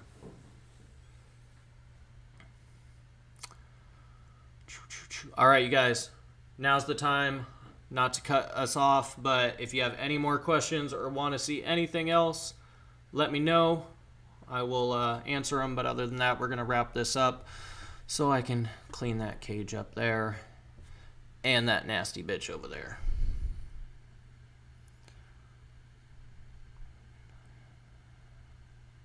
Fuck yeah, Tom. It never gets old, man.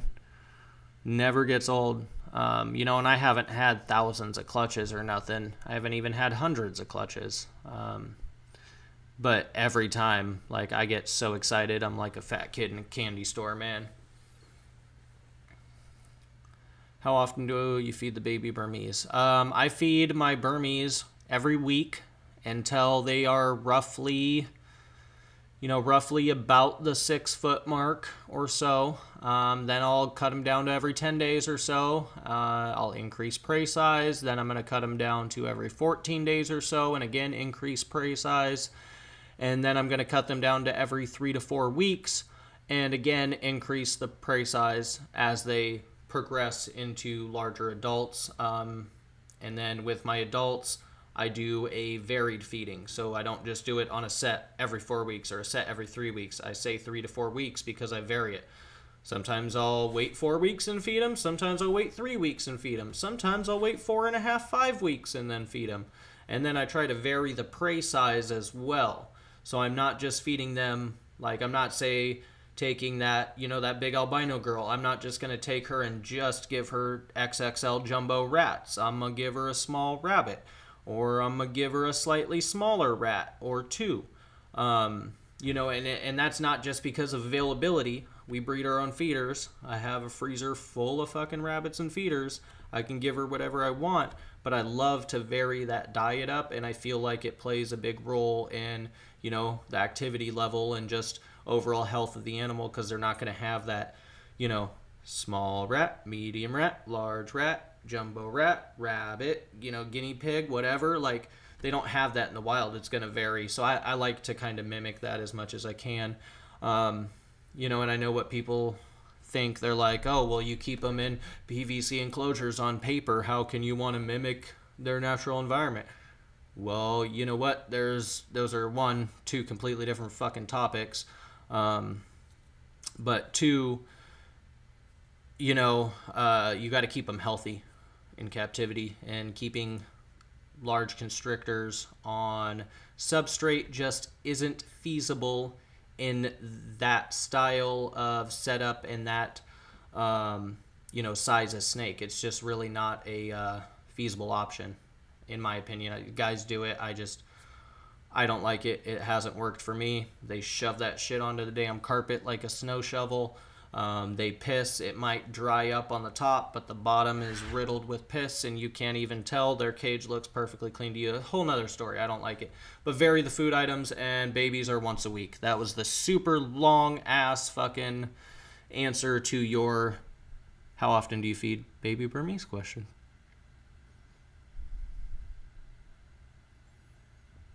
Gotta clean the poopy. Show off Ophelia. Oh, Ophelia. All right, babe, you're going to have to remind me who you named Ophelia. I know it's one of your colubrids.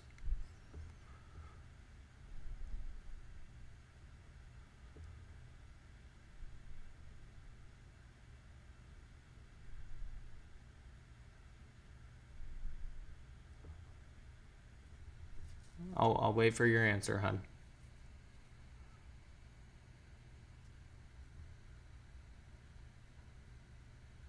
I can't keep up with all the names. I got most of their names in my head, all right, but there's still a few that I need to name.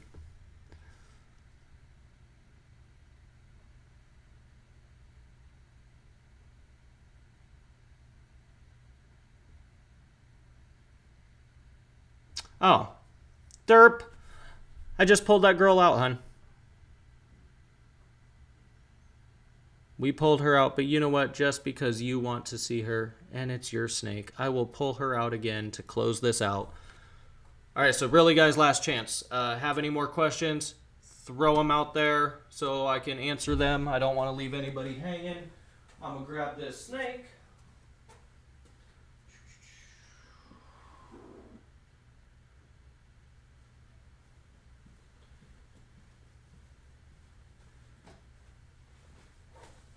And hold her for a minute.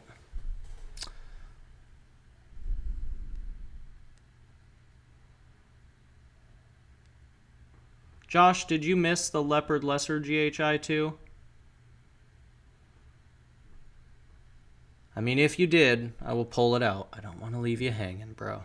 I'm not in a huge rush. I just got to get those cages done, and figured we'd wrap this up if nobody had any more questions. But if you do, don't feel rushed. Shoot them out there. I'm more than happy to answer questions.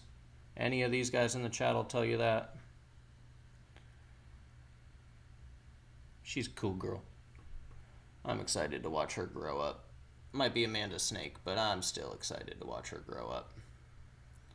Her dad is a stunner too. Her dad is a leopard lesser GHI. So, did you miss that one, Josh? Yes, this one is our lesser GHI female. Don't be sorry, babe. You know you're going to come in here after this live stream and hang out with them with me. Plus, I'll pull her out for you, because that might be a lie. I know you're exhausted, so. There's your babe, hun.